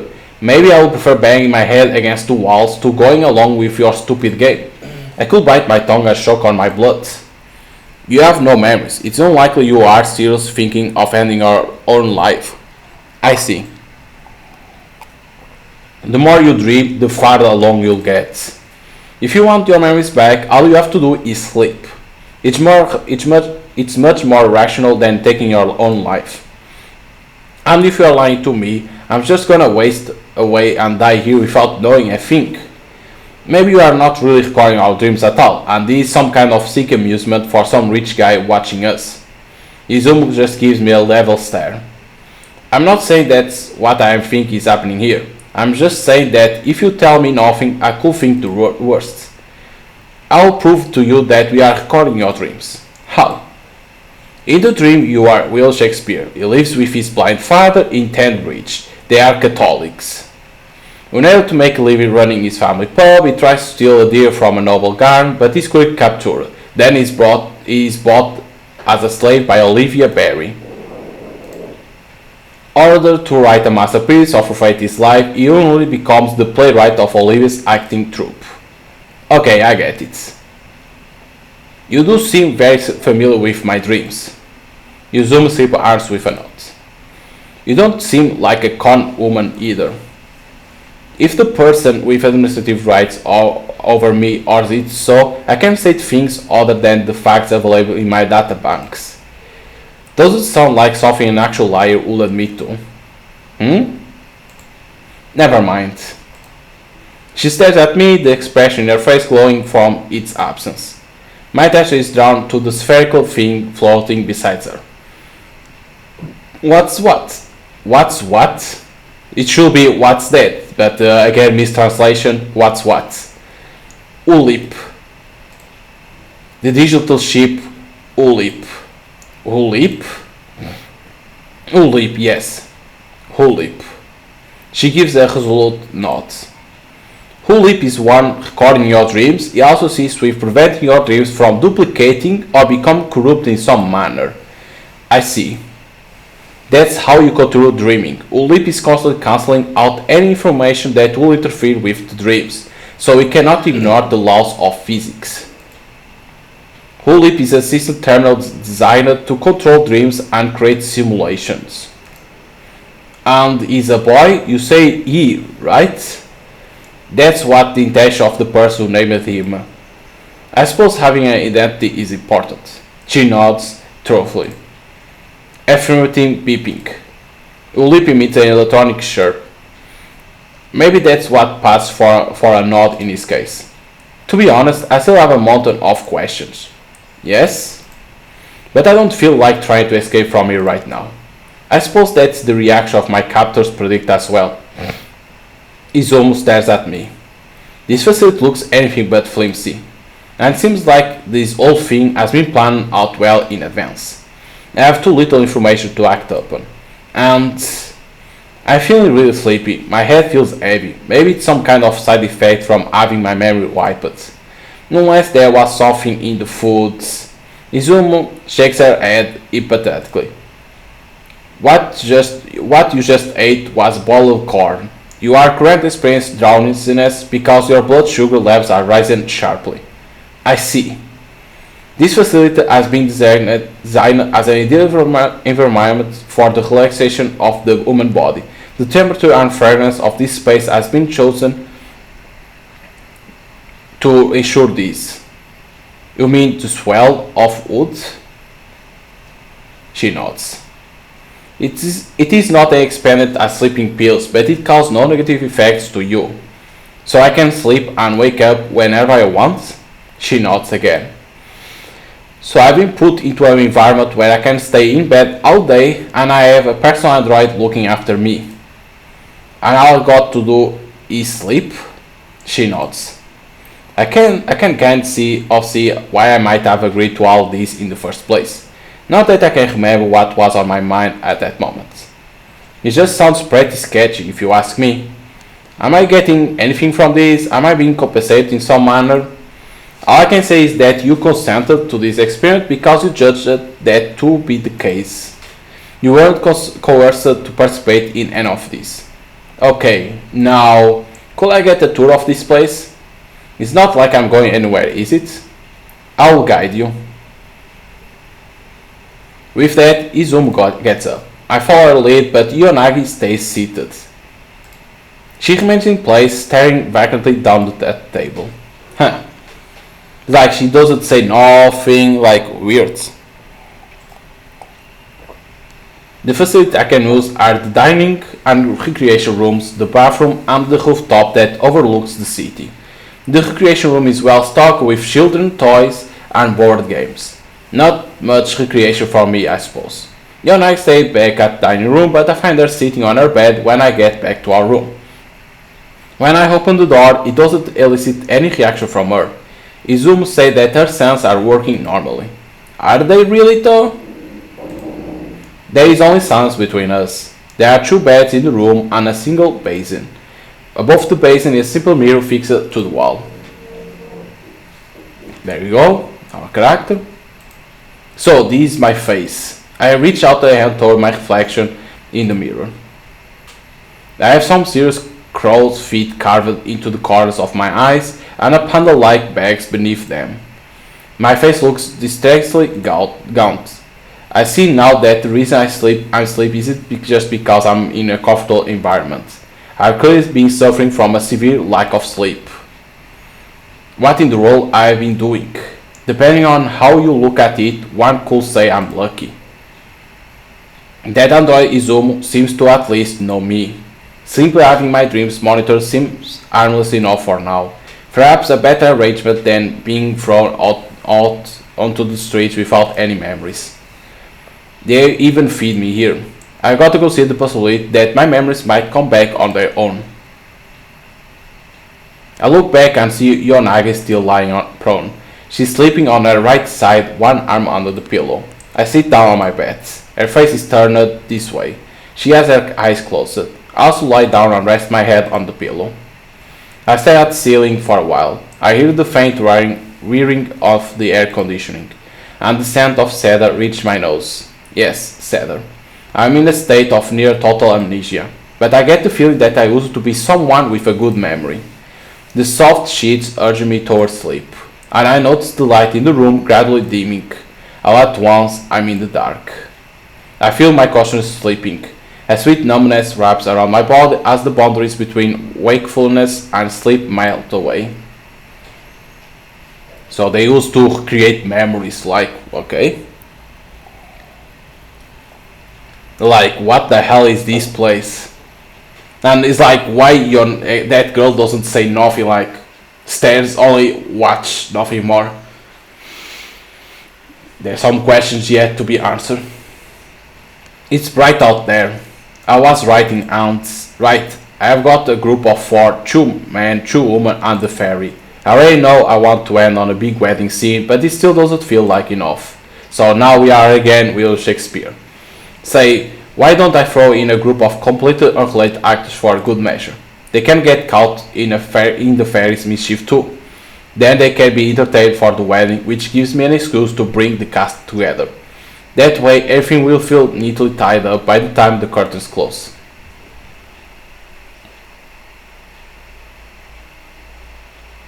That's why, like, maybe that's why, like, when we are dreaming with William Shakespeare, right? Maybe that's why we won't sleep, because we weren't real in there, right? It's only a dream. Huh? Oh, my forehead hurts. How long I've been passed out atop my desk? I suppose the fatigue had to catch up to me at some point. Ah! I jump out of my chair and grab the script. Did I fall asleep while thinking of ideas? Have I not written a single word? My eyes run over the letters of the parchment in frantic hurry. Thank God. Thankfully, everything I came up with is actually right down here. I somehow managed to make all the additions before passing out. After stretching my aching limbs, I gathered the papers together. But then I hear a sound coming from the ground. That? Because he doesn't remember that he's not real William Shakespeare, that is only a dream. He doesn't remember that. Going downstairs to the pub, I find my dad peeling potatoes in his usual spot at the counter. Oh, good morning. Oh, you are up? Morning, son. Sorry about yesterday. Are you sure you should be up? I'm fine. Ed came by this morning. He brought soup and all. Really? That's good to hear. Were you out last night? Yeah, for a bit. I see. I think I may need to go out for a bit again tonight. While it's just the regulars here and there's not much business going on. You never get much business, so feel free to go out or whatever.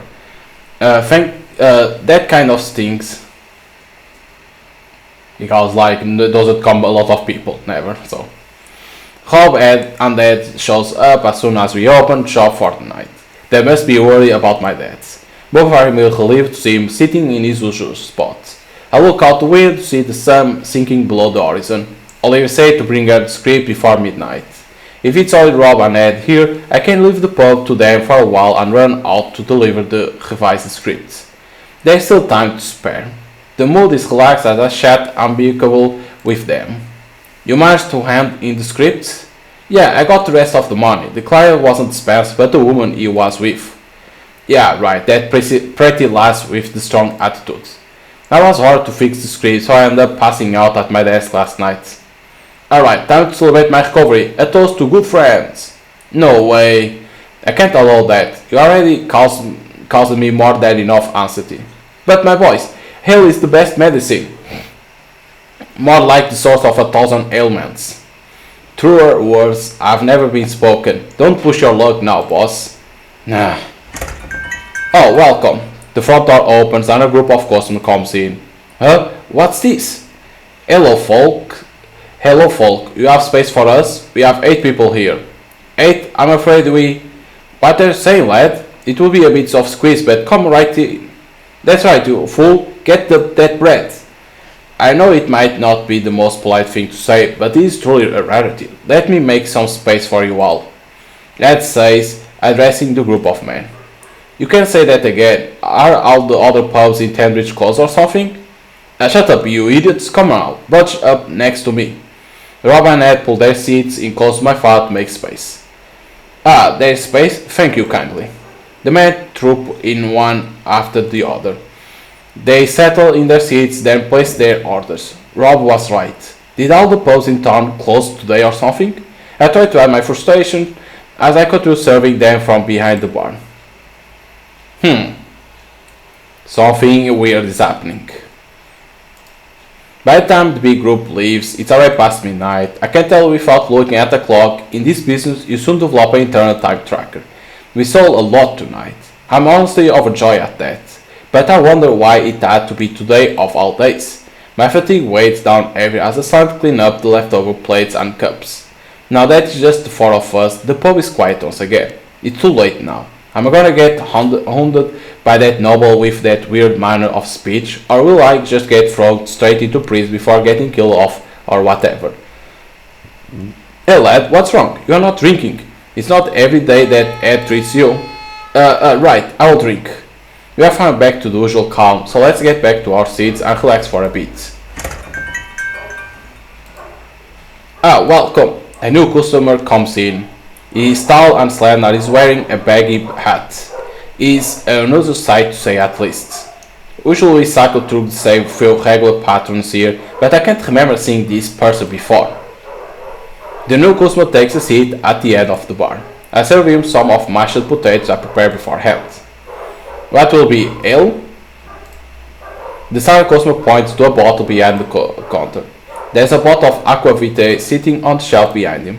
You wanna drink that? It's pretty strong and expensive too. The customer slams his hand down onto the counter. Then he raises it slowly, leaving behind enough money to eclipse the usual day worth of sales. I'll buy the bottle. A frown streaks my face. I take the bottle, put it in front of him, and serve a glassful. After gazing at the tawny liquid swirling in his cup for a moment, he points at me. What, you want me to drink? He slowly nods. Oh, you got guts, lad. You wanna give Will a run for his money, huh?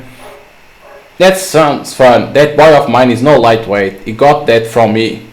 But you cannot guarantee you'll be friendly drunk. Sally got that from his dad as well.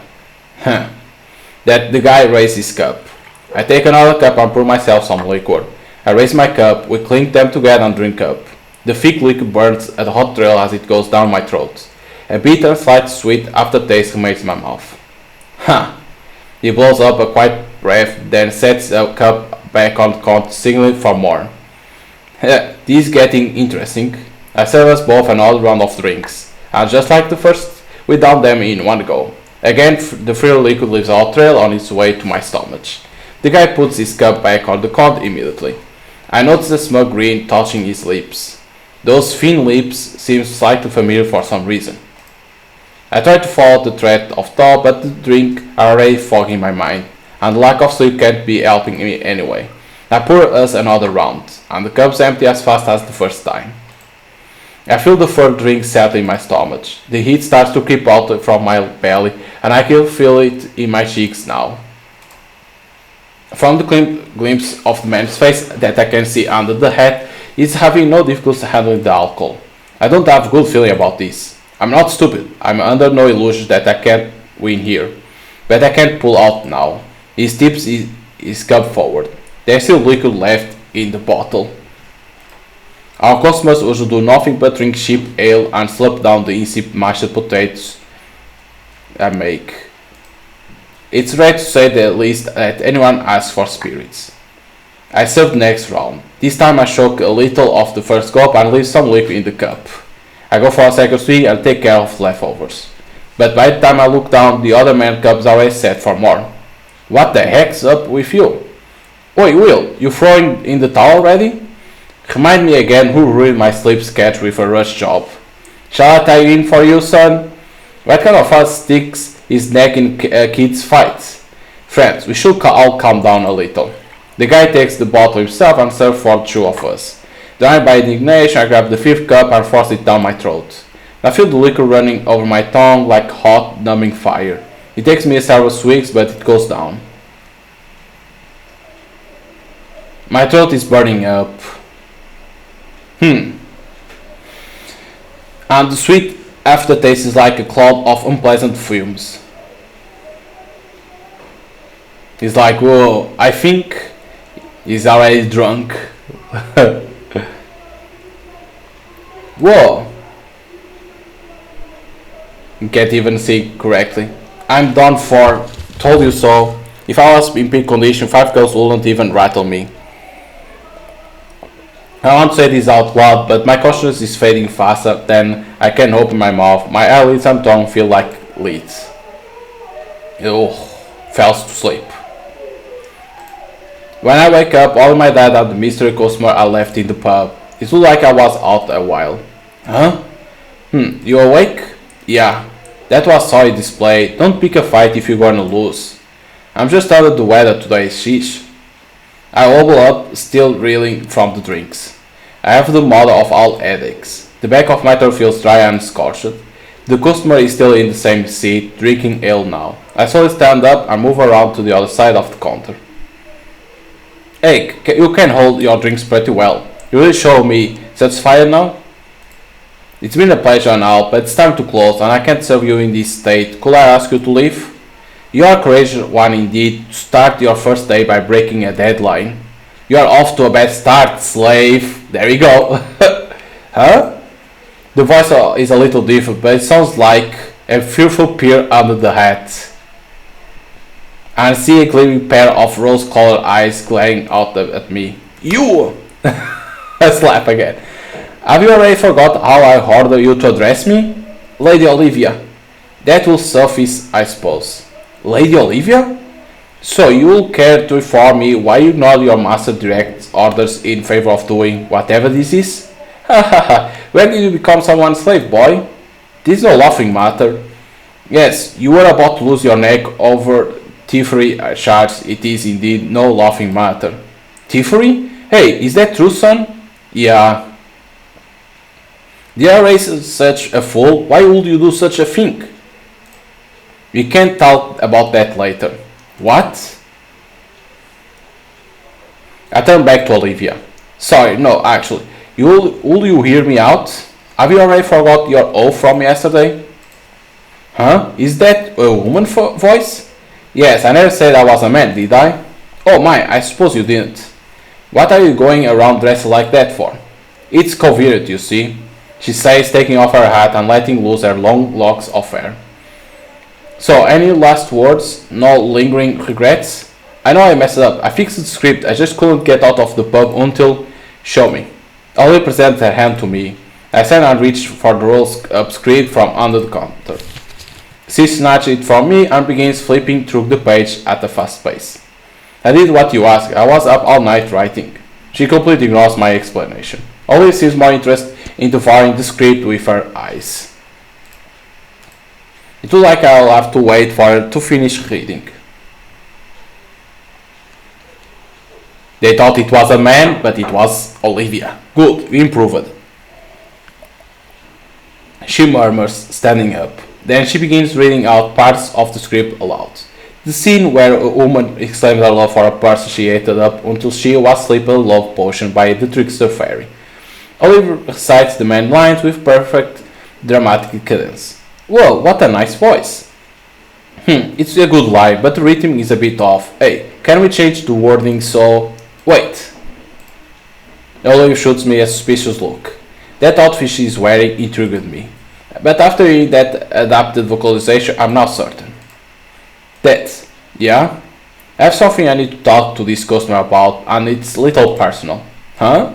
Can you leave things here to me? Oh, well, it's not like you are giving me any ale anyway.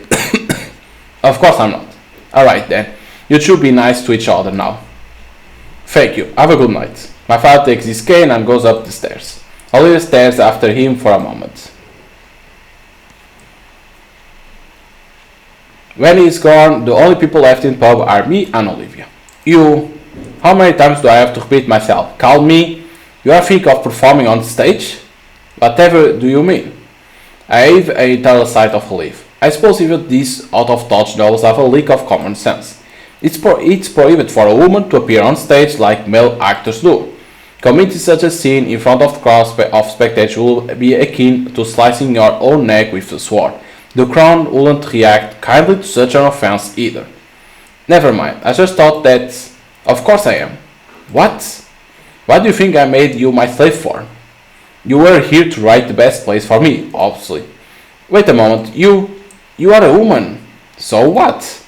You can't act on stage. What body troop leader will approve this? That will be me. Dios mío santo! Now I'm talking like that madman Spencer. Is there a problem? How will there not be? Well, you are going to stand on that very same stage. Excuse me? No, wait a second. Am I having a bad dream right now? I'm actually still knocked out from the liquor, right? But that must be it. I have to be. There's no way a woman could be the leader of an acting troupe in Cambridge. I wasn't just imagining things where I thought you were off. Well now, that's one tall wall of delusions you are building there. Especially when you didn't notice a thing until I told you. Are those prejudiced eyes of decoration alone? A pub is not a place for a woman to come on her own. I didn't imagine one ever would. Neither is the stage a place for a woman to be, right? I see your tiny brain is still struggling to follow, so let me put in a way a 5-year-old will understand. Allow me to enlighten you. Right now your life is in the palm of my hands. Whether you live or die is my prerogative. The preconceptions in your mind are now mine. I am what molds and guides your thoughts. You will forget those stupid preconceptions that tell you that women cannot be in pubs or perform on stage. Because those foolish ideas do not exist in me. You will cast those discriminating ideas from your mind this very instant. After this monologue, she stands up. I have the script now. Rehearsals will begin tomorrow. I will not tolerate absence. Next time you won't get away with just an earful. Are you saying you will kill me? I think pampered boy like you will perhaps prefer death. You damn, I'm your master and troop leader. Choose your words wisely. I promise to write plays. I'll write as many as I need. I'll write masterpieces that you couldn't even think of. You banged your head against the desk for the rest of your life. You can't possibly do that as you are right now. What? Reading your features today made me certain it's out of your reach at the moment. And why would that be? You are going only from what's your head, aren't you? It's the same for dialogues and movements. You never stood on a stage and it shows. Your use of sound is particularly lacking. The story of flow is good, but I couldn't point to any line in as something that could go down in history. And I doubt it will change until you stand up on the stage and recite lines with this audience eye upon you. The arts of dance are more distant than you could ever imagine, but also more sensitive. If the rhythm is bad, no one will be able to relate to you. And that's supposed to be the playwright's job? Undoubtedly so. That's one idea of mine that you have to make yours. Appearing on stage is a bit much. I'm not an actor. And why in the world will I ever go on stage with a woman? I have enough threats of execution without you trying to get me killed by the crown on top of it. So you... A steady, quiet fire lights up in her eyes. You are an incompetent oaf who can't do anything but write. Let me ask you this. Is your calling to stand behind that little counter? Is that what you are living for? I need to run this pub. You can call me ignorant or pampered boy all you want, but I have to be my father's eyes. She narrows her eyes at me. What meaning will my life have if I have to abandon my dad and our pub for it? You crack me up. You are just sidestepping the problem. You are even blaming your father for your inability to find a meaning to your life. No, I'm not. I see even poets lose their eloquence when you hit them where it hurts. I fixed the script like you asked, but acting on stage is a whole different matter. Go ahead and kill me if that's what you're gonna do. I take a deep breath. Ollie looks at me, seeming remarkably unruffled. The silence continues for a while. Who would I even kill? You are not even living your own life. Why should you fear death as you are right now? You are like a little baby who's never stood on his own 2 feet. Why those eyes I have never seen annoying for themselves? How could I kill what isn't even alive? It's like you are dead already. Fear of death won't move you. I mean, you already died yesterday. The person standing here right now is my slave. I need to look after the pub. I can't just close it down. You are nothing if not a source of excuse. Run your mouth all you want. You You will never know how hard it is to earn your keep every single day without knowing if you'll eat tomorrow. Olivia slowly picks up a hat. Rehearsal starts at noon in the Globe. She says, donning the hat just like before. Tiredness won't be forgiven a second time. She leaves, also uninterested in whether I'm okay with the time frame or not. I take a deep breath and sigh. Then I raise my fist and slam it down on the counter with all my might. Because now we know that we need to be an actor too with a girl on our side. That is against the law. I'm extremely annoyed. He has not a winkle of the awareness one needs to be a professional. Why was such a talent bestowed upon such an idiotic, naive boy? If I was blessed with such literal talent, I will be creating masterpieces daily. I'm so deeply annoyed. Now we are with Olivia. Don't forget this now, Olivia. I'm sure he doesn't even realize he's acting like a child. Well then, I'll crush down all of his flimsy excuse. So he wants time. Fine, I'll give it to him. I did it all before becoming a novel. Customer service, scrubbing floors, cooking, you name it. I can do it all twice as fast and better than him. I certainly won't have gotten caught stealing deer like he did, and I speak from experience. He's too green in every sense of the word. I don't have time to dismantle each of his silly title walls one by one. The selection to see who will perform for the court is at hand. Because she wants to change the laws of the court, performing in front of the Queen Elizabeth. That's why. Olivia's carefree tone still rings in my head. I don't have the script at hand, but the lines are still fresh in my mind. Damn it all. I pick up my quill. She was right. I know which lines will be hard to enunciate in a real life setting. Everything she said was right. Everything. Her voice worms its way into my brain. I will internalize her delivery and rewrite the rough lines into something that will resonate in the most beautiful way with her voice. The course of true love never did run smooth. Love blinds us sometimes. No, the rhythm is all wrong. Maybe like this. Love looks not with the eyes, but with the mind. Yes, this is it. This embodies the play's very essence. She calls me slave, comes in front of my family and friends to humiliate me, and does nothing but deride me with her every word. My head is full of her voice. My quill glides over the parchment like never before. Damn woman! Clenching my teeth as what I hope looks like a wolfish smile spread across my face, I let the quill dance across the parchment with a mind of its own. Because we saw that Olivia passed like she was poor, like she said that cleaning house, cooking, did a lot of things until she became a noble, showing that she passed through from the poor to become rich, showing that at the same time. But of course she doesn't say to us because she doesn't want to show that. Between lazy yawns, I trudged through morning prep work at the pub. I end up spending all night touching up the lines for every character. As I reach for the next potato to peel, the front door opens. Good morning. You again? My lord's bones. You have no intention of coming to rehearsal, do you? I told you, Esther, I'm not some noble, can afford to waste this time on hobbies. I can't play around with you. The pub open at night, right? And I need to prepare everything before that. Jesus, my voice. Sorry about that. I will help you. What? Are my ears functioning? No, sure she didn't say what I thought she said. I'm imagining things. But as I struggle with my obvious failing sense, Olivia comes stomping up to the counter. Hey, knock it off. You are working with your nails in here, huh? I suppose you can make any kind of food with this lack of equipment. Huh?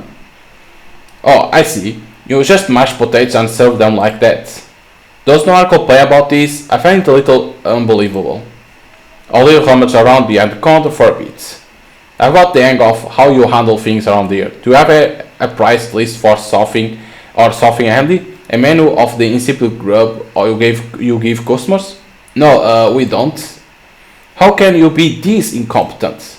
Shut up. I'm the only one manning the counter, so it's all in my head. Olivia walks back out into the room and opens up the bag she brought with her on one of the tables. She takes a piece of paper from it. Just write down whatever you have set price for here. I have it in good confidence that you are at least capable of writing. No, wait. The lady stops and looks at me. I'm sorry, but my father and I always run this pub together. We have never let anyone else work here. And we don't even have the money to hire any help. We have a hard enough time feeding ourselves as it is. Are you trying to mock me? How could I ever accept money from the likes of you? And didn't you say the pub is important to you? Are you trying to get it shut down? No one but the regulars will put up with this subpar service. If you could stop running your mouth, it will be bad for me if you can't focus on theater. That's why I came to help you. Very much despite myself, I'll have you know. You what? Are you just really bored? I'm going to impale you. Just then my father comes down the stairs. I recognize that voice. The customer from yesterday is gracing us today as well? No, I'll have them leave right away. Too bad for you, because I'm not leaving. Shut up. Ha ha ha ha. My dad laughs out loud as he makes his way to his casual seat at the end of the bar. Olivia watches him closely.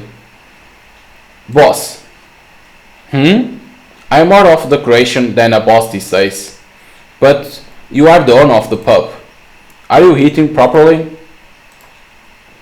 I didn't notice yesterday, but seeing someone this sickly at the bar will only make the awful meals look worse. And they already look barely edible to begin with. You've been running your mouth again, Will? I didn't say a thing.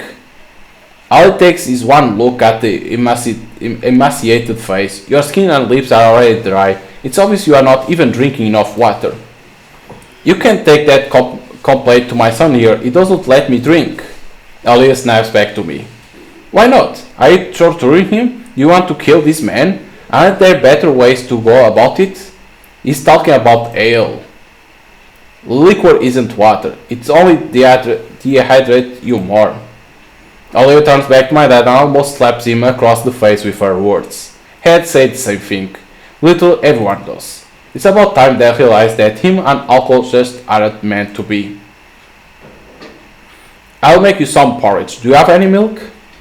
We don't really buy stuff that spoils that fast. You are the absolute definition of incompetence. That's uncalled for. I'll go buy some. There will better be some hot water waiting for me when I get back. Hey! With that, she stomps out of the pub without another word. You found yourself an odd friend there, huh? She's not my friend. Oh, is that so? So your master then. She did call you a slave. Not you too. My dad has laughing fit, which soon morphs into a coughing fit. So she's gonna help us in the bar only to be able to go to the theater and do the rehearsal, it seems. Eat up. Olivia serves 2 bowls of milk porridge in front of us. She even puts the spoon in Dad's hand. So it's not like you lost your sight completely. Yeah, I still have a little left. I can't just about make out what's in front of me. Thanks, lass. It's not some lass. My name is Olivia. Do you want to get killed too, old man? Ha ha ha. What are you laughing at? I see discourse runs in the blood with you too. Sorry, I didn't mean to ruffle any feathers. Olivia, yes? Can you eat it? You really need to. I went through the trouble of making it, so you better eat it all. Yes, yes. Smile from ear to ear that enthusiastically brings a spoonful of porridge to his mouth. I stare at the scene in disbelief. What are you gawking at? Nothing. Hurry up and eat or we'll be late for rehearsal. I do as she said and take my own bite of the fresh, steaming porridge. This is good. It has a warm, mellow texture and sweetness spreads through my mouth. It's really good. I'm amazed you could actually make something tasty in the kitchen. Don't lump me with the likes of you. This is surprising to say at the least. Nobles always leave things like this to others. I had them pegged for the kind of people that can't do anything on their own. I spilled down more of the hot porridge, enjoying the sweet goodness warming my stomach. Those potatoes. Olive is looking down at the pile of potatoes stacked beside the bar. I chase her gaze to the potatoes, then turn back to her. I also turn them into mashed potatoes. I see. So that's what happens when an incompetent man can't cook to save his life. Did mashed potatoes kill your parents or something? Olivia turns to my dad. Boss, I actually want to borrow your son for a while. Though I suppose it's already my property. Olivia's tone is disgruntled. You are gonna give people the wrong impression. I thought he was incompetent. What do you want him for? Hey, he's incompetent when he's here. Olivia glanced at me. But that's not the case in a troop. He won't be incompetent there. Dad raised his face in her direction, still taking spoons of porridge to his mouth. Our troop needs the place he writes. That's why I'll come help here, so he has time for the theater. That's okay by you, right? Wait, all that horse. I enjoy working in the pub. I promised to write scripts for you. I can do that while also doing my job here. Don't you remember what we talked about yesterday? You need first-hand experience on stage. You won't be able to demonstrate your true talent until you experience a performance with real actors and a live audience. You can write better than you do now. Well, this doesn't seem like something that's up for me to decide. My dad faces towards as he speaks, still eating his breakfast. That's not the problem, Dad. This pub is, this is a gathering place for Catholics. My dad wants to protect the freedom of religion. I can't say that in front of Olivia, though. Not with a queen who executes Catholics on the throne. And Olivia is one of the nobles serving under her. If you let her hang around in here, we could all end up hanging from the gallows. But he doesn't know that she wants to take out those laws, of course. Does Dad understand the danger we are in? I don't think we should let just anyone work here. That's about the pub. You can't decide what to do with yourself. You're already a man who can make his own choice. No one here will fault you for it. Do you understand? Dad looked straight at me. He's probably talking about the people gathered upstairs. I'll help with preparations, but I would like you to open later. In exchange, I will work behind the bar to help keep sales up. Huh? You want to serve people too? Rehearsal lasts well into the night. You can't open in the evening, so there is no other choice but to increase the number of patrons. I guess? It sounds like she has a plan, and a good one at that. We are always told this place needs a feminine touch, and you cook a lot better than Will ever could. Are you sure we don't need to think about this a bit more? Just like you said, I don't think we should let just anyone work here, but I think this lass will be fine for the job.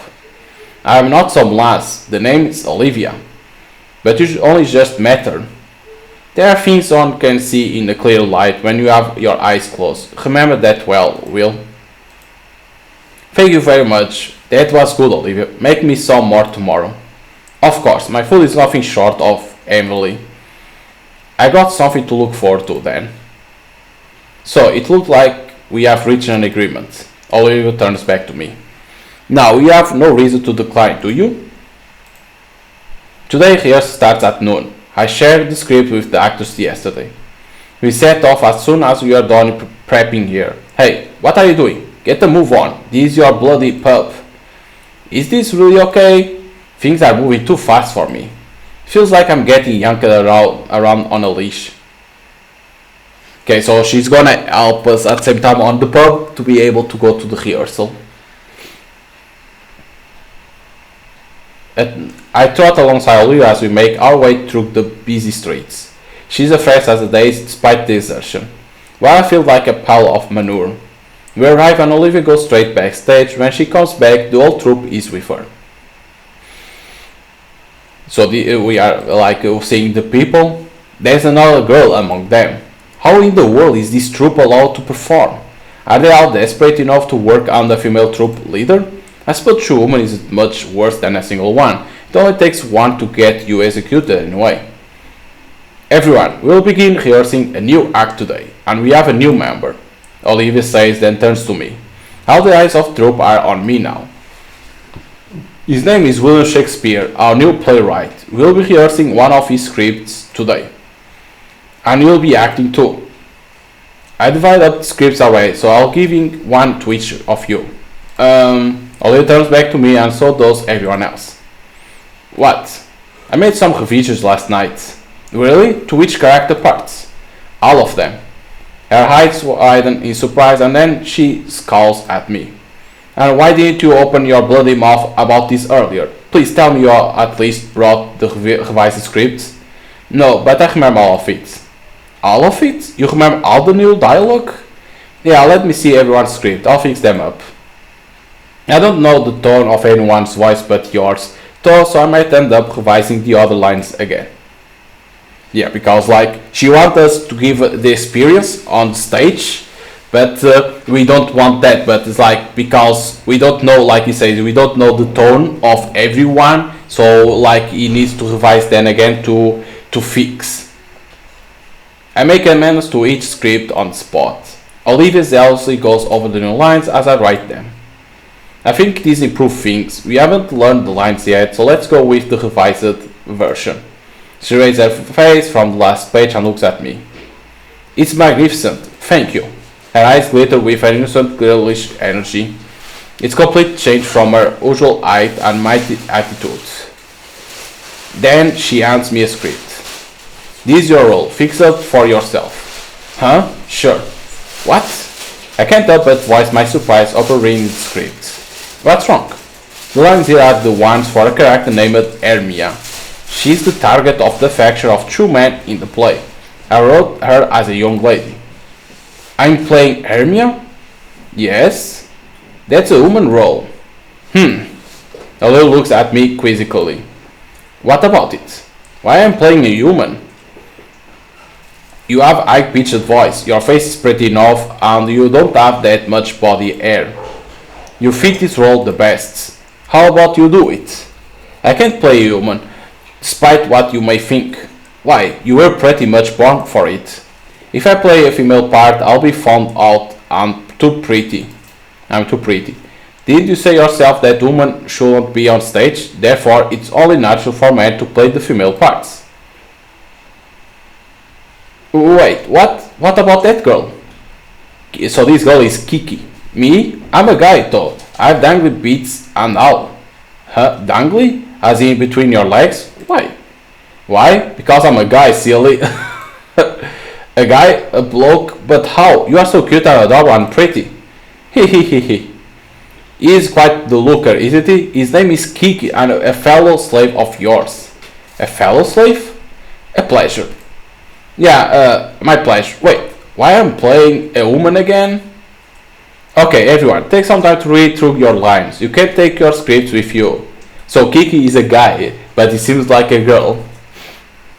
Commit all your lines to memory before they end. We'll strike back on the last day of the Admiral's Man performance. Despite my protest, the rehearsal gets underway. Admiral's Man. They are our rivals. Kiki whispers in my ear, which sends shivers up and down my spine. This guy Thomas. To be rivals, I will think you need to have a semblance of equal footing. A particularly lanky member of the troupe tugs into my ear from the opposite side to Kiki. So, which troupe is the losing one? Don't make me spell it out. He and Kiki begin giggling among themselves. Where are my manners? The name Thomas, which happens to be this one real name actually. Thomas says, pointing at Kiki.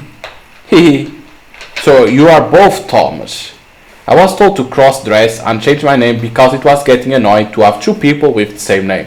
That's why I'm Kiki now. The chief probably forgot my real name by now. That's tyranny, and you are okay with it? You get used to it. By the bones of... just forget it. So, is the difference that being between this troop and the Admiral's Man? There's a world of difference. The distance between the clouds and the ground can be easily closed. Olivia snaps back. Kiki and Thomas go silent in the blink of an eye. With Will's writing, that is. Whoa, she's really talking you up. The two of them begin poking fun at me with wide grins on their face. Are you done chit-chatting? Let's begin. Olivia begins to read the narration out loud for everyone while pacing back and forth. I look down at my script and follow along.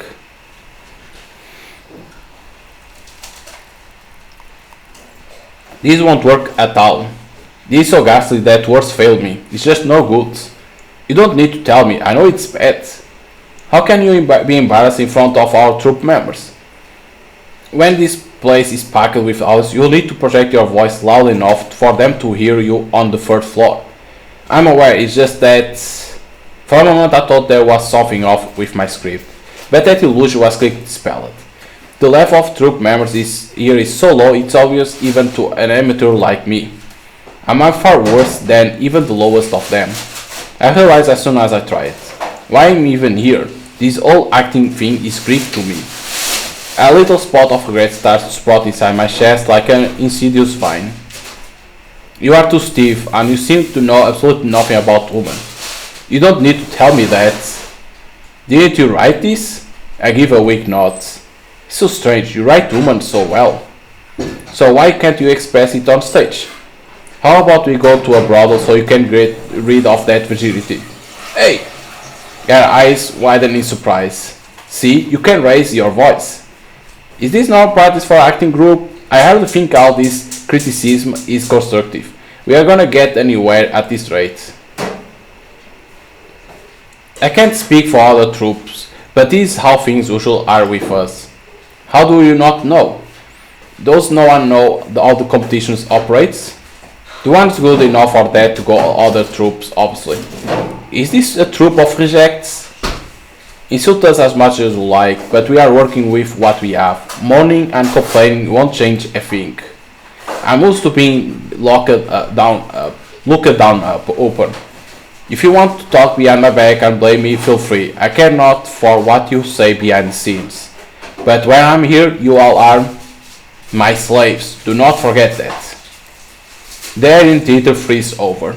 It is really possible for them to excite an audience like this?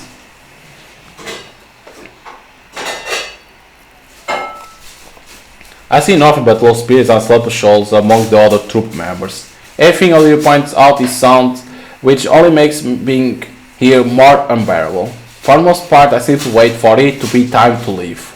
And I feel like I'm the only one taking this approach. I simply pray that Olivia doesn't feel like focusing on me and wait for the rehearsal to end. Our unproductive rehearsal drags on until evening. While Olivia goes backstage, Kik and Thomas approach me. You are doing well, new guy. Will, was it? Yeah. She got you by the short hairs too? Huh? Too? You won't be here otherwise. Truth is, we used to be jewelers. Of fake jewels, but yes. You were fraudsters? Put simply. Yeah, that's about right. And you got busted. We thought it would be a good idea to scam that Spencer guy. And he found us right away, said they weren't beautiful or whatever. We were about to lose our heads. And she asked to keep you too? That's the gist of it. I see. Are heroes always like this? Yup. Pretty much. It's just the leader going in circles and getting nowhere. How long have you two been here? About half a year. Yeah, sounds about right. Maybe it's not my place to say, but why does this troop even exist? There doesn't seem to be a single decent actor among us. Not that I think I'm better than anyone. You two are a world apart from me. No need to worry. We all know we are terrible. The only reason we are still here is because Spencer is the patron for this whole thing. Definitely, an actor of a theatre troupe without a patron is as good as a vagrant. That sounds a little extreme. When I say that, two of them stop in their tracks. They exchange a silent glance, then look back at me as if I said the weirdest thing in the world. Will, you really know nothing about the theatre, do you? But you write such good stuff. You are really never work for another troupe? No, I also run a pub. I've never been a part of a troupe. What? Really? I do like writing though. You won't think less of you, promise. You should leave right now and find a decent troupe to work for. But from what you say, I don't think I'm gonna have much luck elsewhere if my stuff isn't good enough to make it here.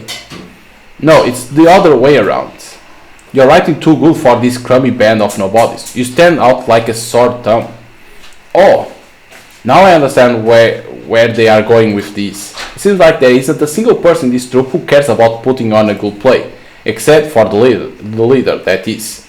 They probably just want to do bare minimum in the situation they were forced into. Just trying to keep a low profile, not call attention to themselves, as they put up with being called slaves. Is that the way to play it when it comes to this troupe? Will, what? There's still time before you have to open the pub, right? We are taking a detour. Follow me. Wait, where are we going? The Lily Theater. What? Isn't that where Ed works? That's the base of the Meryl's Men. They are performing the Jew of Malta today. Doesn't sound like it will be a very popular with a title like that. Don't be silly. Ever since it came out, Jewish characters have been popping up left and right in plays all over the city. The author is Christopher Marlowe. Huh? I feel like I've heard the name before. Right now he's the #1 playwright in all of Cambridge. He is the person you must surpass. Yes, Ed mentioned that man. The playwright who has become the best in Cambridge with his violent, bloody stories. The bloke's genius. Now I'd like to see someone write something better than Marlowe. Silence, slaves. Have anything to say? Yes, madam. But you just told them to be quiet. Let's go. Okay, so we're gonna see a play to see how it is. The Jew of Malta by Christopher Marlowe, performed by Admiral's Men, consisted of 5 acts in total.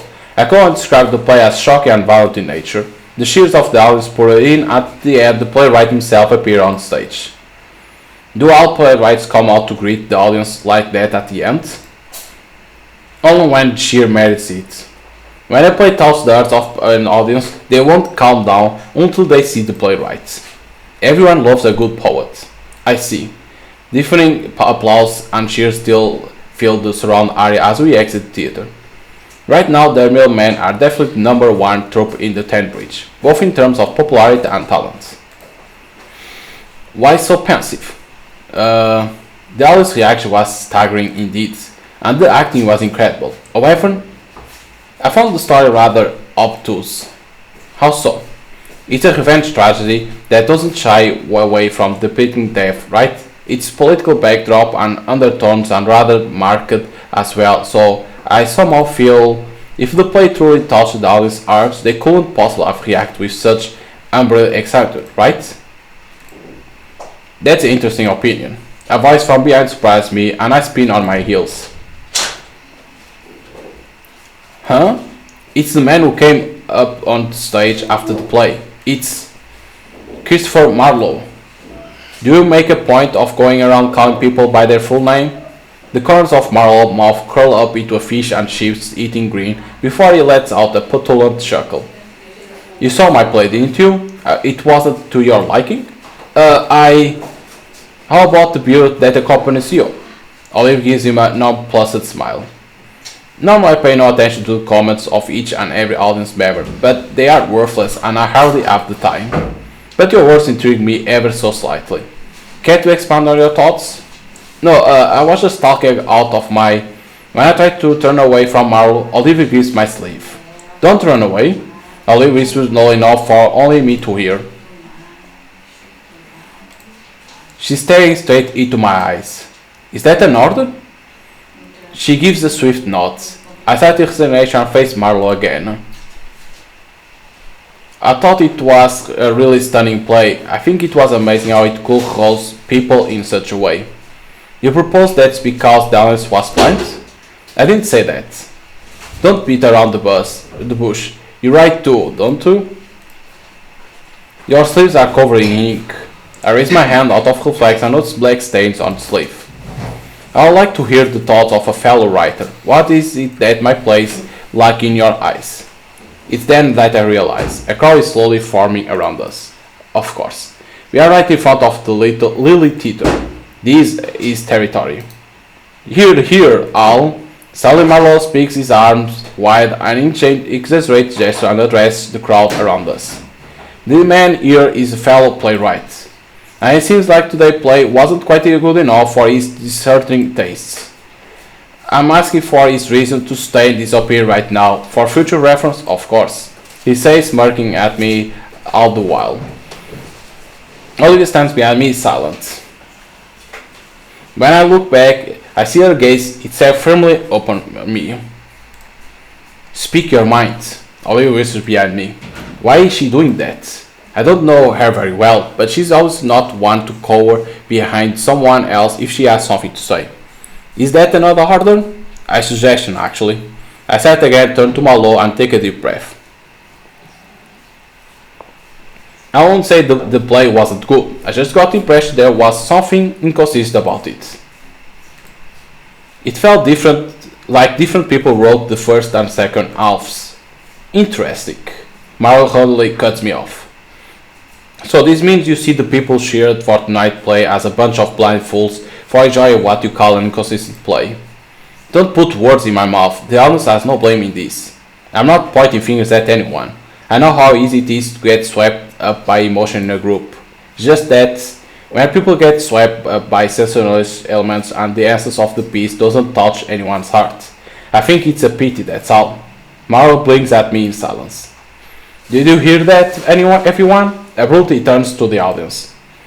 This greenhorn playwright says that he pities each and every single person who saw us off with applause today. Hey, I didn't.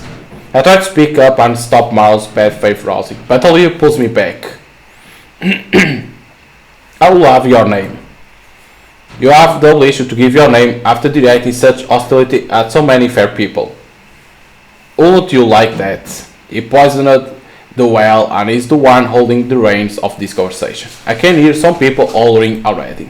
I am William Shakespeare. I'm the playwright for the Spencer troupe from the Globe Theatre. Globe Theatre. Oh, I see now.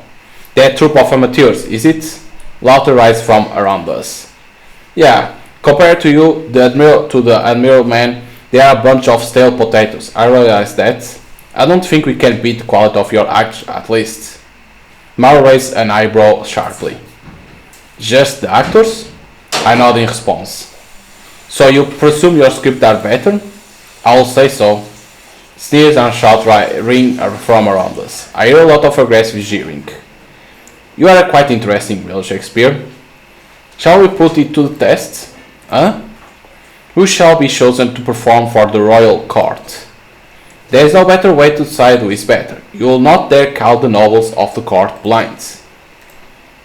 What is this guy going on about? The court led by Queen Elizabeth is made up of the blindest people in the land. I don't care about the nobles of the royal court. Olivia stomps down on my foot. Ouch! What's your problem? Break your quill and cast it to the gutter, Shakespeare. Huh? England has no need of playwrights who desire not the honor of being selected to perform from the royal court. Smooth talkers who would deride poets with a love for the written word have no right to hold a quill in their hands. The clothes are supposed to make the man, but so far all you well-dressed nobles have turned out to be rats. Can you stop manipulating every single damn thing in your favor?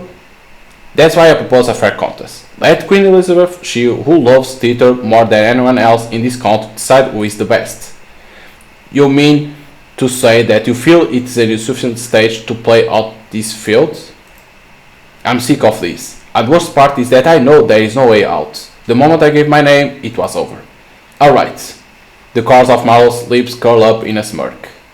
The Admiral's men and Spencer troupe will fight for the nomination to perform for the royal court. The loser will put down the quill for life.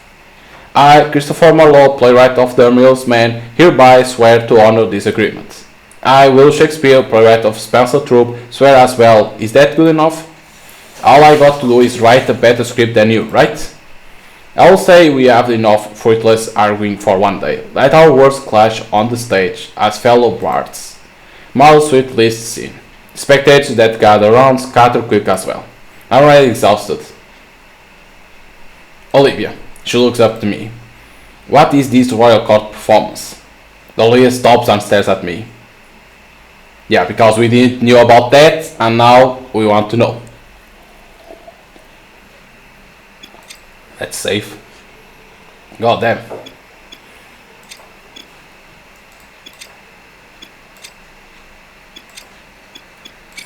Okay. You are aware the Queen enjoys theater, yes? Yeah.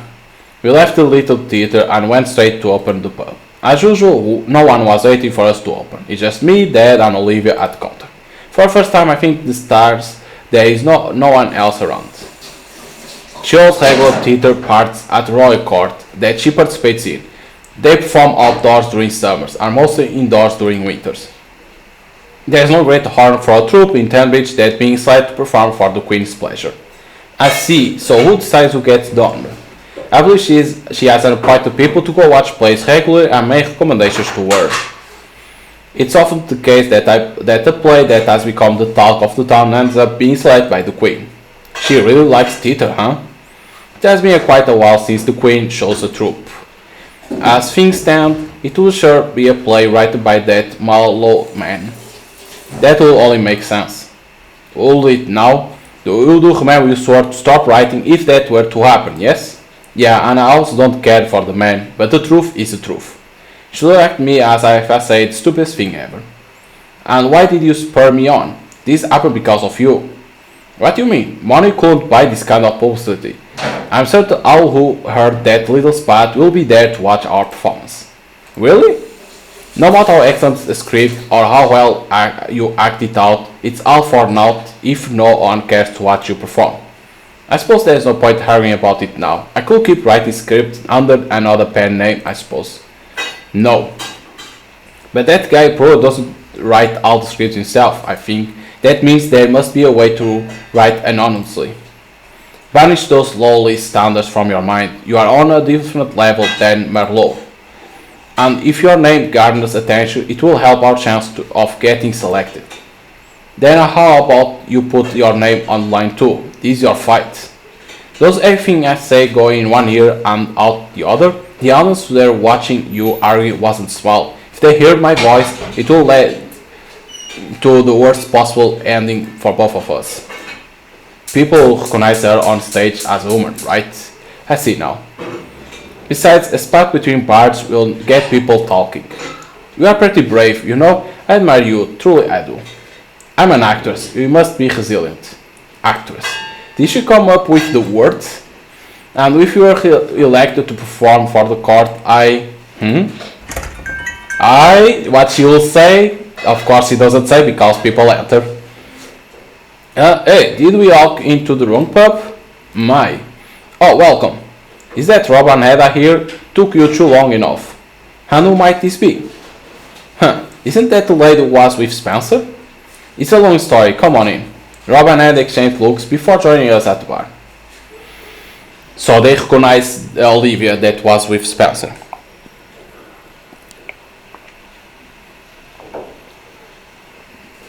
So that's the story. We have to open the pub a little late from now on. I'm sorry if it's an inconvenience for you guys. My lad, forget about it. This cooking is quite delicious. Yes, that's the important news. Naturally, I hope you came ready to pay. Olivia, surely you don't intend to treat our customers with that attitude, do you? Is there a problem with it? Of course there is. Our customers seem quite happy with it, Tom. Yeah, the little lady is on the ice too. Who are you calling little lady? Rob, do you want to live here alive? Yes, I can see a passionate following forming here now. You are one of the paddles that visits Spencer Mine, right?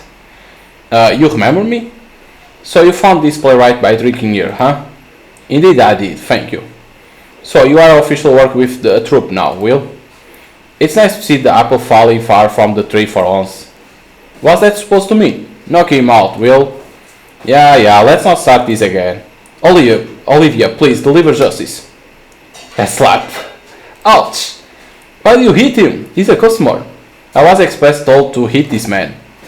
For all that's holy, you can't just hit people out of nowhere like that. They are not your slaves. But you are her slave, ain't that right? Slave? Is that some kind of kinky thing between you two? Please, let's not go there. I saved his life, I know it belongs to me as my slave. He tried to steal one of Spencer's deer and almost got his head cut off for his trouble. What, lad, what the bloody hell were you thinking? I don't think I was, sadly. I was as embarrassing as to admit I had a major lapse in judgment. Was it that night? I nod. Head simply shakes his head. I told you not to worry about the money. But I didn't steal anything in the end. Just as Spencer was about to have my head cut off, Olivia bought me. That's why he is my slave. You are paying for your mistakes, my son. Yeah. Olivia, will you please hit him across the noggin for me? With pleasure, my good man. For the love of whatever. No matter how hungry you are, you never take what is not yours. You get it now? I do, better than ever. I'll never try to steal again in my life. Well, let's not get all sore now. We're all young ones. Didn't you have your fair share of mistakes too, boss? Can't say I ever stole from anyone, no. And in the end, Will didn't either, did he? Can't move on if you start pointing fingers all over again. You are right in place for this lovely lady because you are turning for your mistakes, right? I suppose I am, yeah. You could use a little more backbone, I'll say. You should work hard to make up for your past misdeeds. It will be good for your soul. I know, thanks. You can start by working hard for the court performance. As in the royal court? Our will? That's what we are aiming for. Although, if he can't even do that, I doubt he has much chance of atoning for those mistakes. Huh, you got yourself into the right mess, huh? It sure looks that way. The whole court thing started today, actually. So you'll be competing with Darmel's man for the little theater, then?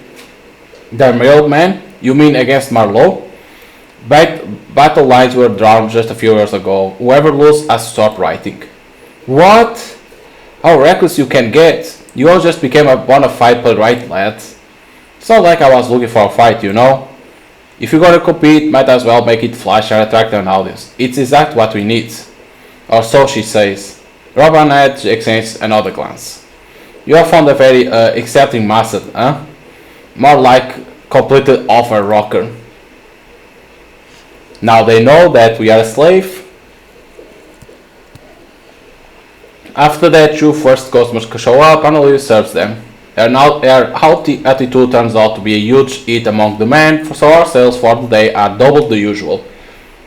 Of course, they see a girl and they are like, whoa, and everyone comes in. So, huh? I don't think I'm cut off this bartender for this bartender thing. Huh? You all just realized it? That's news to nobody but you. Hahaha. Gotta say, the food delicious today. Olivia made that too.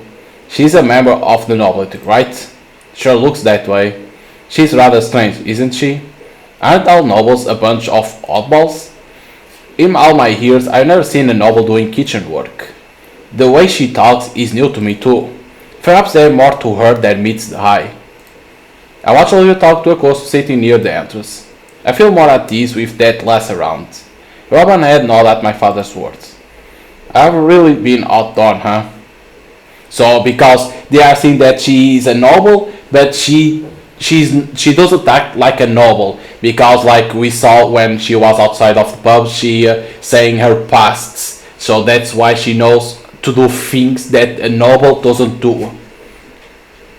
But they don't know that yet. Maybe they will ask what she done on the pasts. Maybe. Late in the night, the new customers leave with a full bellies and red face. The only ones left are Rob and Ned. I take sips of ale while washing the dish. So you're gonna compete with that Marlowe guy. You got some kind of plan or something? Nope. Even if you two were both to put out scripts of same quality, I wonder the audience will still pick Marlowe's over yours. His name carries weight and is popular already. Write something overwhelming better than anything that joke of a man can produce. That's the plan. I don't think that's much of a plan. But you can't do much else, can we? Indeed. Marlowe is the most popular playwright in Tenbridge. On the other hand, I only started for real yesterday. Is this even a competition? It will be fine, Will. I turned to Ed. As I said before, I've always believed that your writing has nothing to envy Marlowe's. Ed, was it? You like theater? I work at Lily Theater, so I watch the plays of Admiral Man daily. Olivia nods, looking rather impressed. When will the Royal Court selection take place? 2 months at the earliest. So if you push it a little, you could put out 3 plays in that time. Yes, Will made the one writing, but you have Rob back you up, and I can always give advice if you need it. You are not in this fight alone. You will succeed. Thanks, Ed. He's damn right. I will go load up on many rumors as I can. The problem now is our acting prowess, or the lack of it. Huh? You're acting too? What role? The main character, a female role. Fits him like a glove. Come on, show us what you can do. No thanks. Well, it's not like actual women can play the female roles, so they usually go to handsome men like Will. I still glance at Olivia. She's nodding at Ed's word with a pleasant smile on her face. She really is an actress, huh? Oh, what will give to see my son cross-dressing with my own 2 eyes? Ah, shut up. So, like, woman can't act as a woman. That's why she's gonna be a guy, and we gonna be a girl. Interesting. After Rob and I leave and my dad goes back upstairs, Olivia and I are left cleaning the pub. It was my first time working together with someone since I started manning the counter, and it really made things a lot easier than being alone. Thanks for the help. Huh? I don't need your gratitude. All you ever have to do is let me read the best scripts the world has ever seen. I knew you would say something like that. Then why are you bothering me? Good question. I think I need to thank you despite everything. Ollie stops scrubbing the tail and stares at me. Must be the bard in you talking.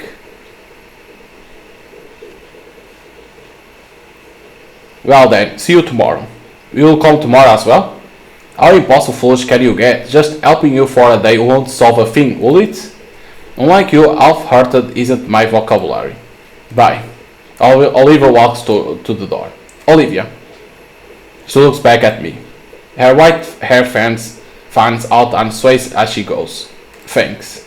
How many times must I? Yes, all I need to do is right, I know. Still, thanks. She leaves without saying another word. I smiled despite myself. She saws that he's even sees that he's a slave. She's seeing that he doesn't mind being a slave because she's helping and she helped his father. That's why she was like, wait a minute, this slave is thanking me? What the hell? Feels like a storm is brewing in my chest. So now we are again, only to you to know, now we are Olivia. Don't forget. What is this feeling? I'm just doing what I need to fulfill my purpose, my ambition. But that place feels comfortable and warm. I feel like I understand why he's trying so desperately to protect that little house. All the members of the troop are mere tools to me. Not a single one of them is motivated to do more than they did too. That's why I treat them as such, tools to further my goals. Words of gratitude like his. How many years that it's been since anyone has spoken such words to me? So he's saying that she shouldn't treat her troop like slaves, but like friends. Is what she's seeing now. I want to go back tomorrow as well. It's crumpled, what is called, and the ingredient selection is paltry at best, but it trumps Spencer's manner. I don't need these silly thoughts, not now. The more I enjoyed my time there, the harder it becomes to go back to the state. A little too late, isn't it? I take another sluggish step on my way back to that huge hollow mansion, because she's seeing that Will that is trying to protect that pub because he has his father there, he has his friends, he doesn't care, he tries to do everything to maintain the pub, and she's seeing that she wasn't like that. She only wanted to be a noble, like to have money, to have power, and now she's seeing that she has that a troop, right? And she treats them like the slaves, right? But at the same time, she's seeing that she needs to treat them better to be like a family, to be better the troop, to win against Marlowe. My field of view is filled by a stark white ceiling and long flowing white hair. Close colored eyes look down on me. Yonaki? For a moment I could swear she nodded, but I'm imagining things. I get up. Yonaki, who was bending over me, mimics my movements. How long did we sleep this time? I must at no one in particular. I am reminded there are no clocks in this place. By design also, I can't tell if I had a light sleep or a deep slumber. Then the door opens. Izum and Hulip enter the room. Did you sleep well?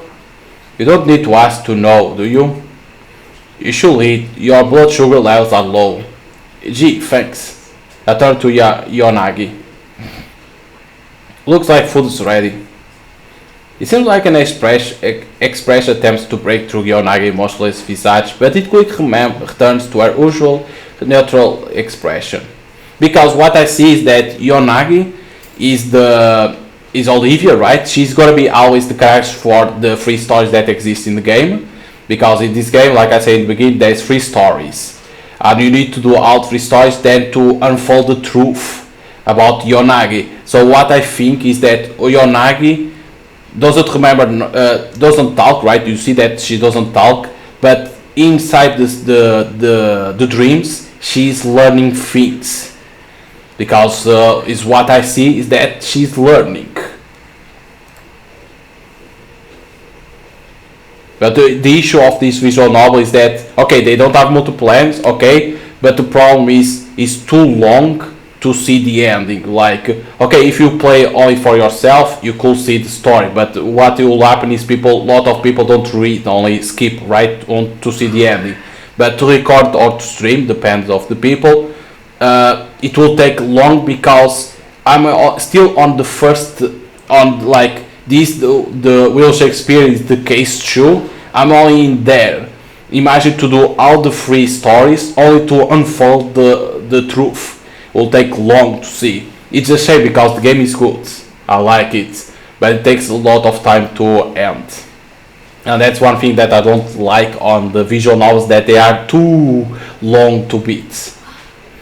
When we get to the table, Izum presents us with the same bowl of corn dish from before. It dawns on me that we'll probably be eating the same thing for as long as we are here. But it does taste okay, so it probably takes some time for me to get more of it. The only sound in the room is that of spoons clicking against bowls. Izum, she turns to me. Mind if I ask a few more things? Go ahead. It's about the dream. Yes? You know about these dreams I'm having, don't you? She nods. I never had such vivid dreams before. Feels like I'm really there. I'm really curious about it.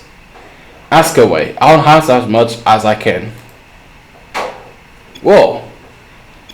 Woman couldn't act on stage. Who's Christopher Marlowe? No, woman couldn't act on stage. Is it true that women weren't allowed to act on stage? Yes, back then it was forbidden for a woman to perform. It seems that back then female roles were performed by young males before their voices broke. In the same vein, women that dressed as men were considered aberrant, and the act was banned as taboo. Although progress was slow in some countries, it was not until the 19th century that women generally started assuming a more leading role in society. Too much time, if you ask me. And we have who is Christopher Marlowe. A man named Christopher Marlowe appeared in my dream. A playwright who was active in England during 16th century. I glanced at Yonagi. She's staring at nothing like usual. I then turned back to Izum. Right.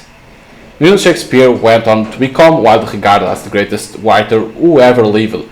By that time of his debut, Christopher Marlowe was a popular household name. Yeah, he seemed pretty popular. His most famous works are The Jew of Malta and Tamburlaine the Great. He was a worthy contemporary and a rival for Shakespeare. If Shakespeare never started writing, perhaps he would have been the most well-known writer of the Elizabethan era. He was that good? Even taking into account of misfortune of Marlowe ultimately death in the middle of his career, Shakespeare's fame was a right simply came to eclipse this. But why? Wasn't he popular? It is said that the play that brought him fame was Tamburlaine the Great. As for the momentum he gained after putting that play, perhaps he simply lacked the modesty to make use of it. What do you mean? In the 20th century, critics began to argue that his subsequent works were mostly written by other hands. There we go. Like the Jew of Malta, Izumo nods. Even the first two acts were written by Marlowe. Critics speculate that the subsequent three acts may have been written by other people. And that's what we remember. We saw in there he's saying that there were other people that wrote there.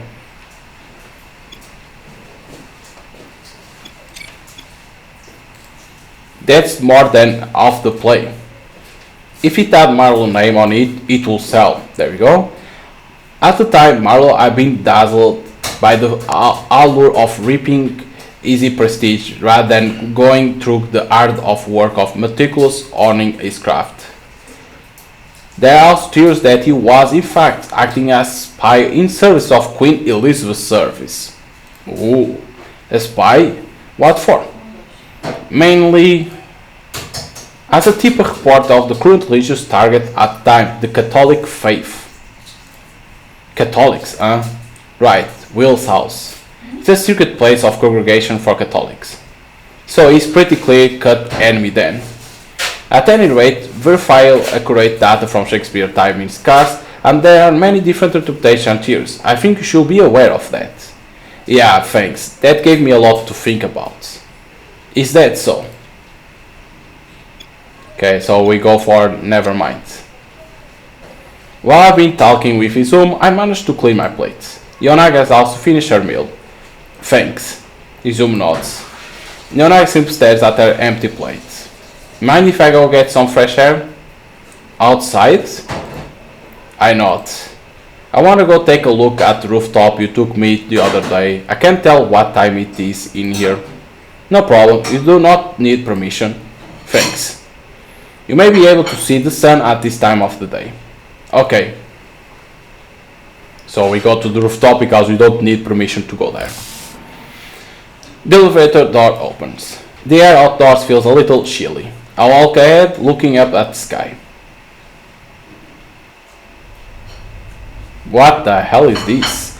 You can see this like from the future. You can see clearly that is not a normal world already. This seems that is from the future.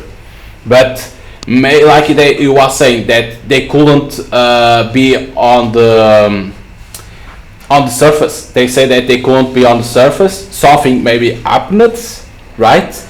And maybe these things of dreams is a way to, like, we have history, right? We have books of history, like we can read to know people, like past people, right? And maybe that thing disappeared, and they are using people like test subjects like us to put that on our memory, and at the same time they are writing on certain things to then give to people to they be able to those people to know the past people that were important.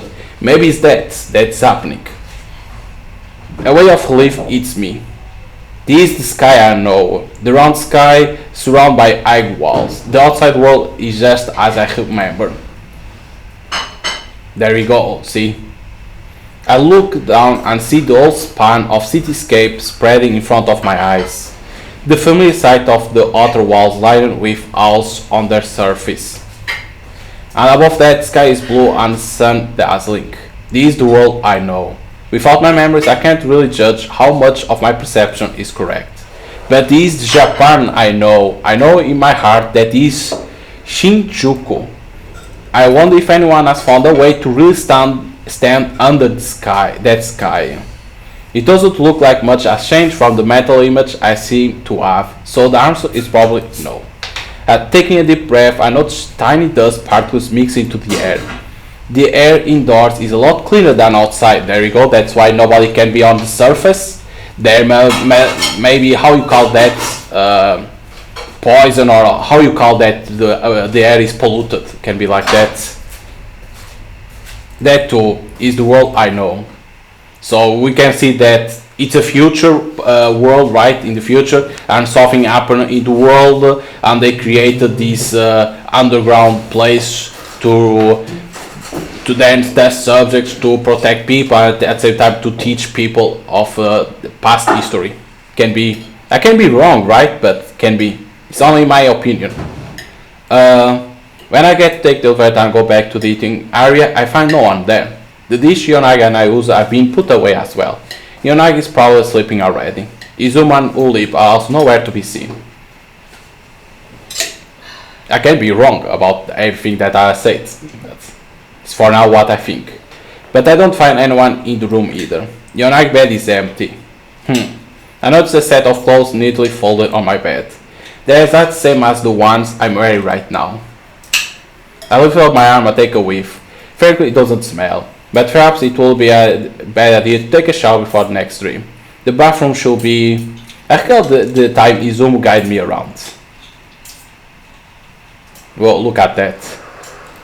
I heard the sound of running water on the other side of the door. So Yonagi taking a shower. That makes sense. Should I come back later? No problem. Izumu, were you watching me? Yes, the entire facility is under constant surveillance. There we go. Gotcha. The sound of water stops. I can hear someone moving around in the shower room. I'll come back later. But just then the door opens. Hot steam rolls out in the corridor. Yonagi is done with her bath. Feel free to enter. Come in. Are you coming in? I cautiously step through the steamy entrance. What the hell? She's cleaning the Yonagi hair. What? She doesn't have strength, Yonagi? I don't understand what is the problem of Yonagi. It's like Yuzumu says that she's very good, like everything is correct on her, but it's like she doesn't have strength to do nothing. Like she doesn't talk, she doesn't move. Okay, she hits, right? So she moves, but it's like kind of empty. Her soul doesn't exist in her. It seems like that. Go ahead, the bath is open, it's unisex. Izumi's deadpan tone echoes through the hot room. Yonagi is looking at me, though I'm just a part of the furniture. My eyes are elfishly drawn towards the obvious. Her wet white hair clings to the modest curves of her chest. Her hair and skin share almost the same shade of white. Aren't you going to undress? I don't think I will, no. Why not? I'll come back later, you need time to dry her hair, right? Yonagi's gaze stings me. I can't read any emotions of her face, but the lack of expression itself feels recriminating. Your heart rate is increasing. There is a sudden concentration of blood in your lower abdomen. Enough with the live broadcasts. Izumi nods in response. I'll take bath next time I wake up. I'm going back to sleep. It appears to me that you are in a state of excitement. I believe it will not help you sleep. That's why I'm not undressing. The swelling should not hinder your ability to undress. Yeah, no.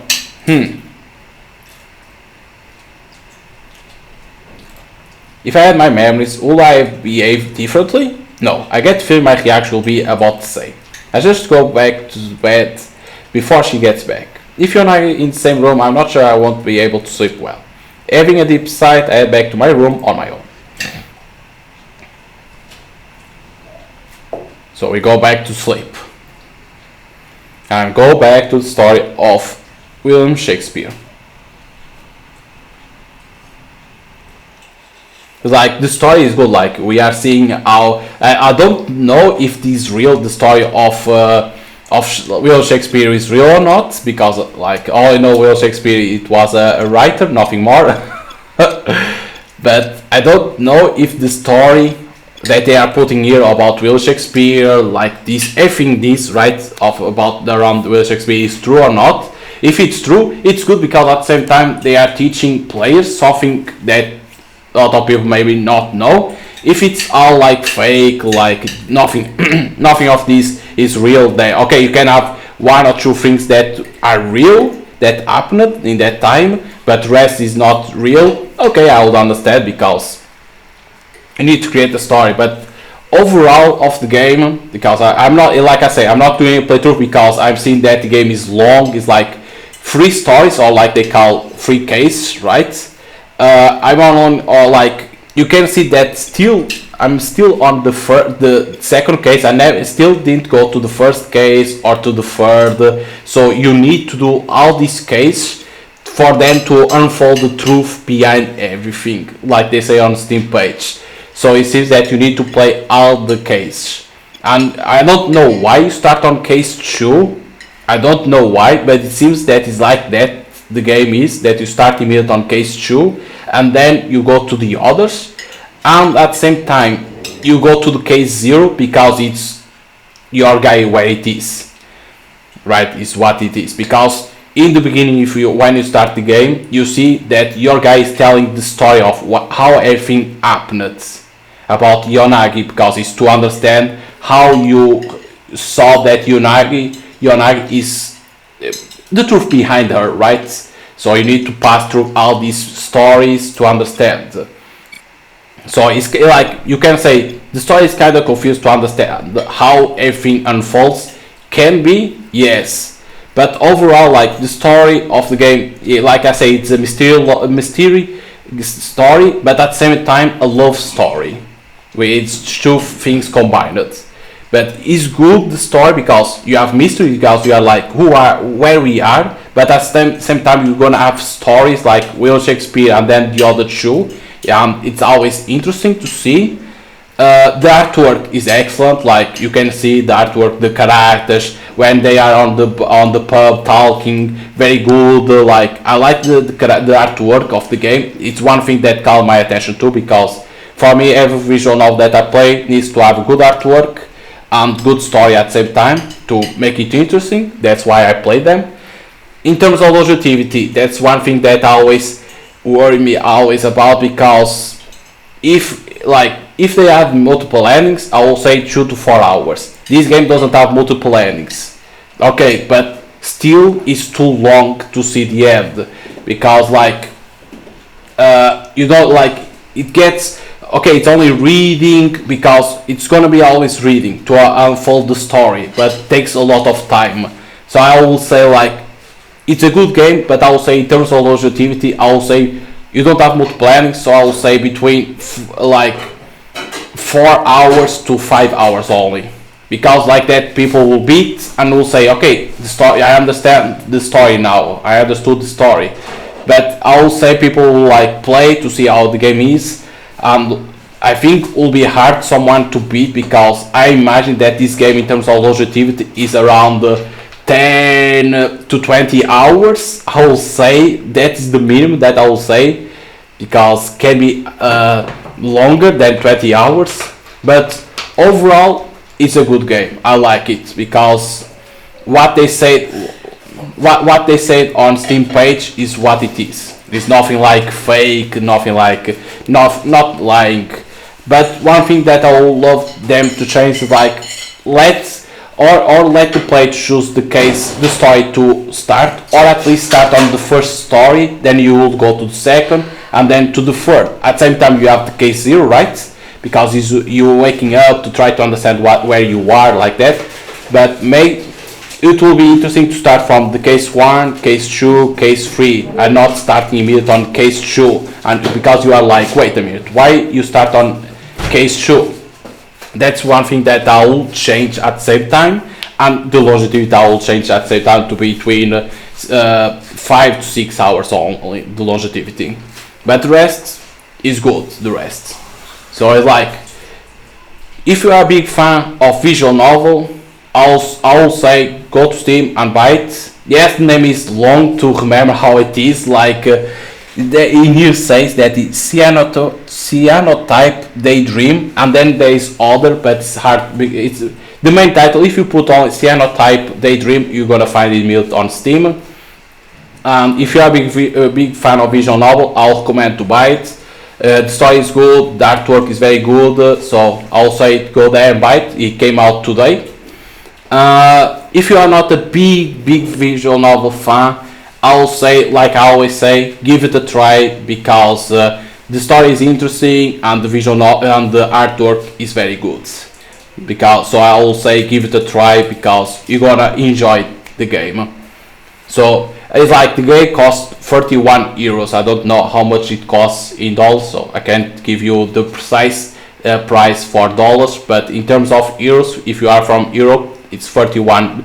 It's close to 31 euros. So it's your choice. The issue for me, like, the game is good, but the other issue is that they released the game in when a lot of big games are coming, like people are playing this week game Sifu, then Lost Ark, then there is a lot of indie games coming out. It's like they released the game in a week where a lot of games are coming out, so it's like it's kind of shame they should release in a week where it wasn't coming a lot of games. Is what I will say at the same time, because indie developers need to see if the weeks are crumpled with a lot of games or not, and at the same time seeing if the big games are coming out or not. If big games are not coming out, try to release in there, and at the same time see if other games are coming out. If they are coming out a lot of games, release it in there. Don't release where big games are coming out, or if the week is crumpled with a lot of games. They need to pay attention to that at the same time. So hope you guys enjoy your gameplay of Cyanotype Daydream. If you guys are, like I said, if you are a big fan of visual novel, I'll recommend to buy it. If you are not a big fan of visual novel, give it a try because you're gonna enjoy. So hope you guys enjoy it, and see you guys next time.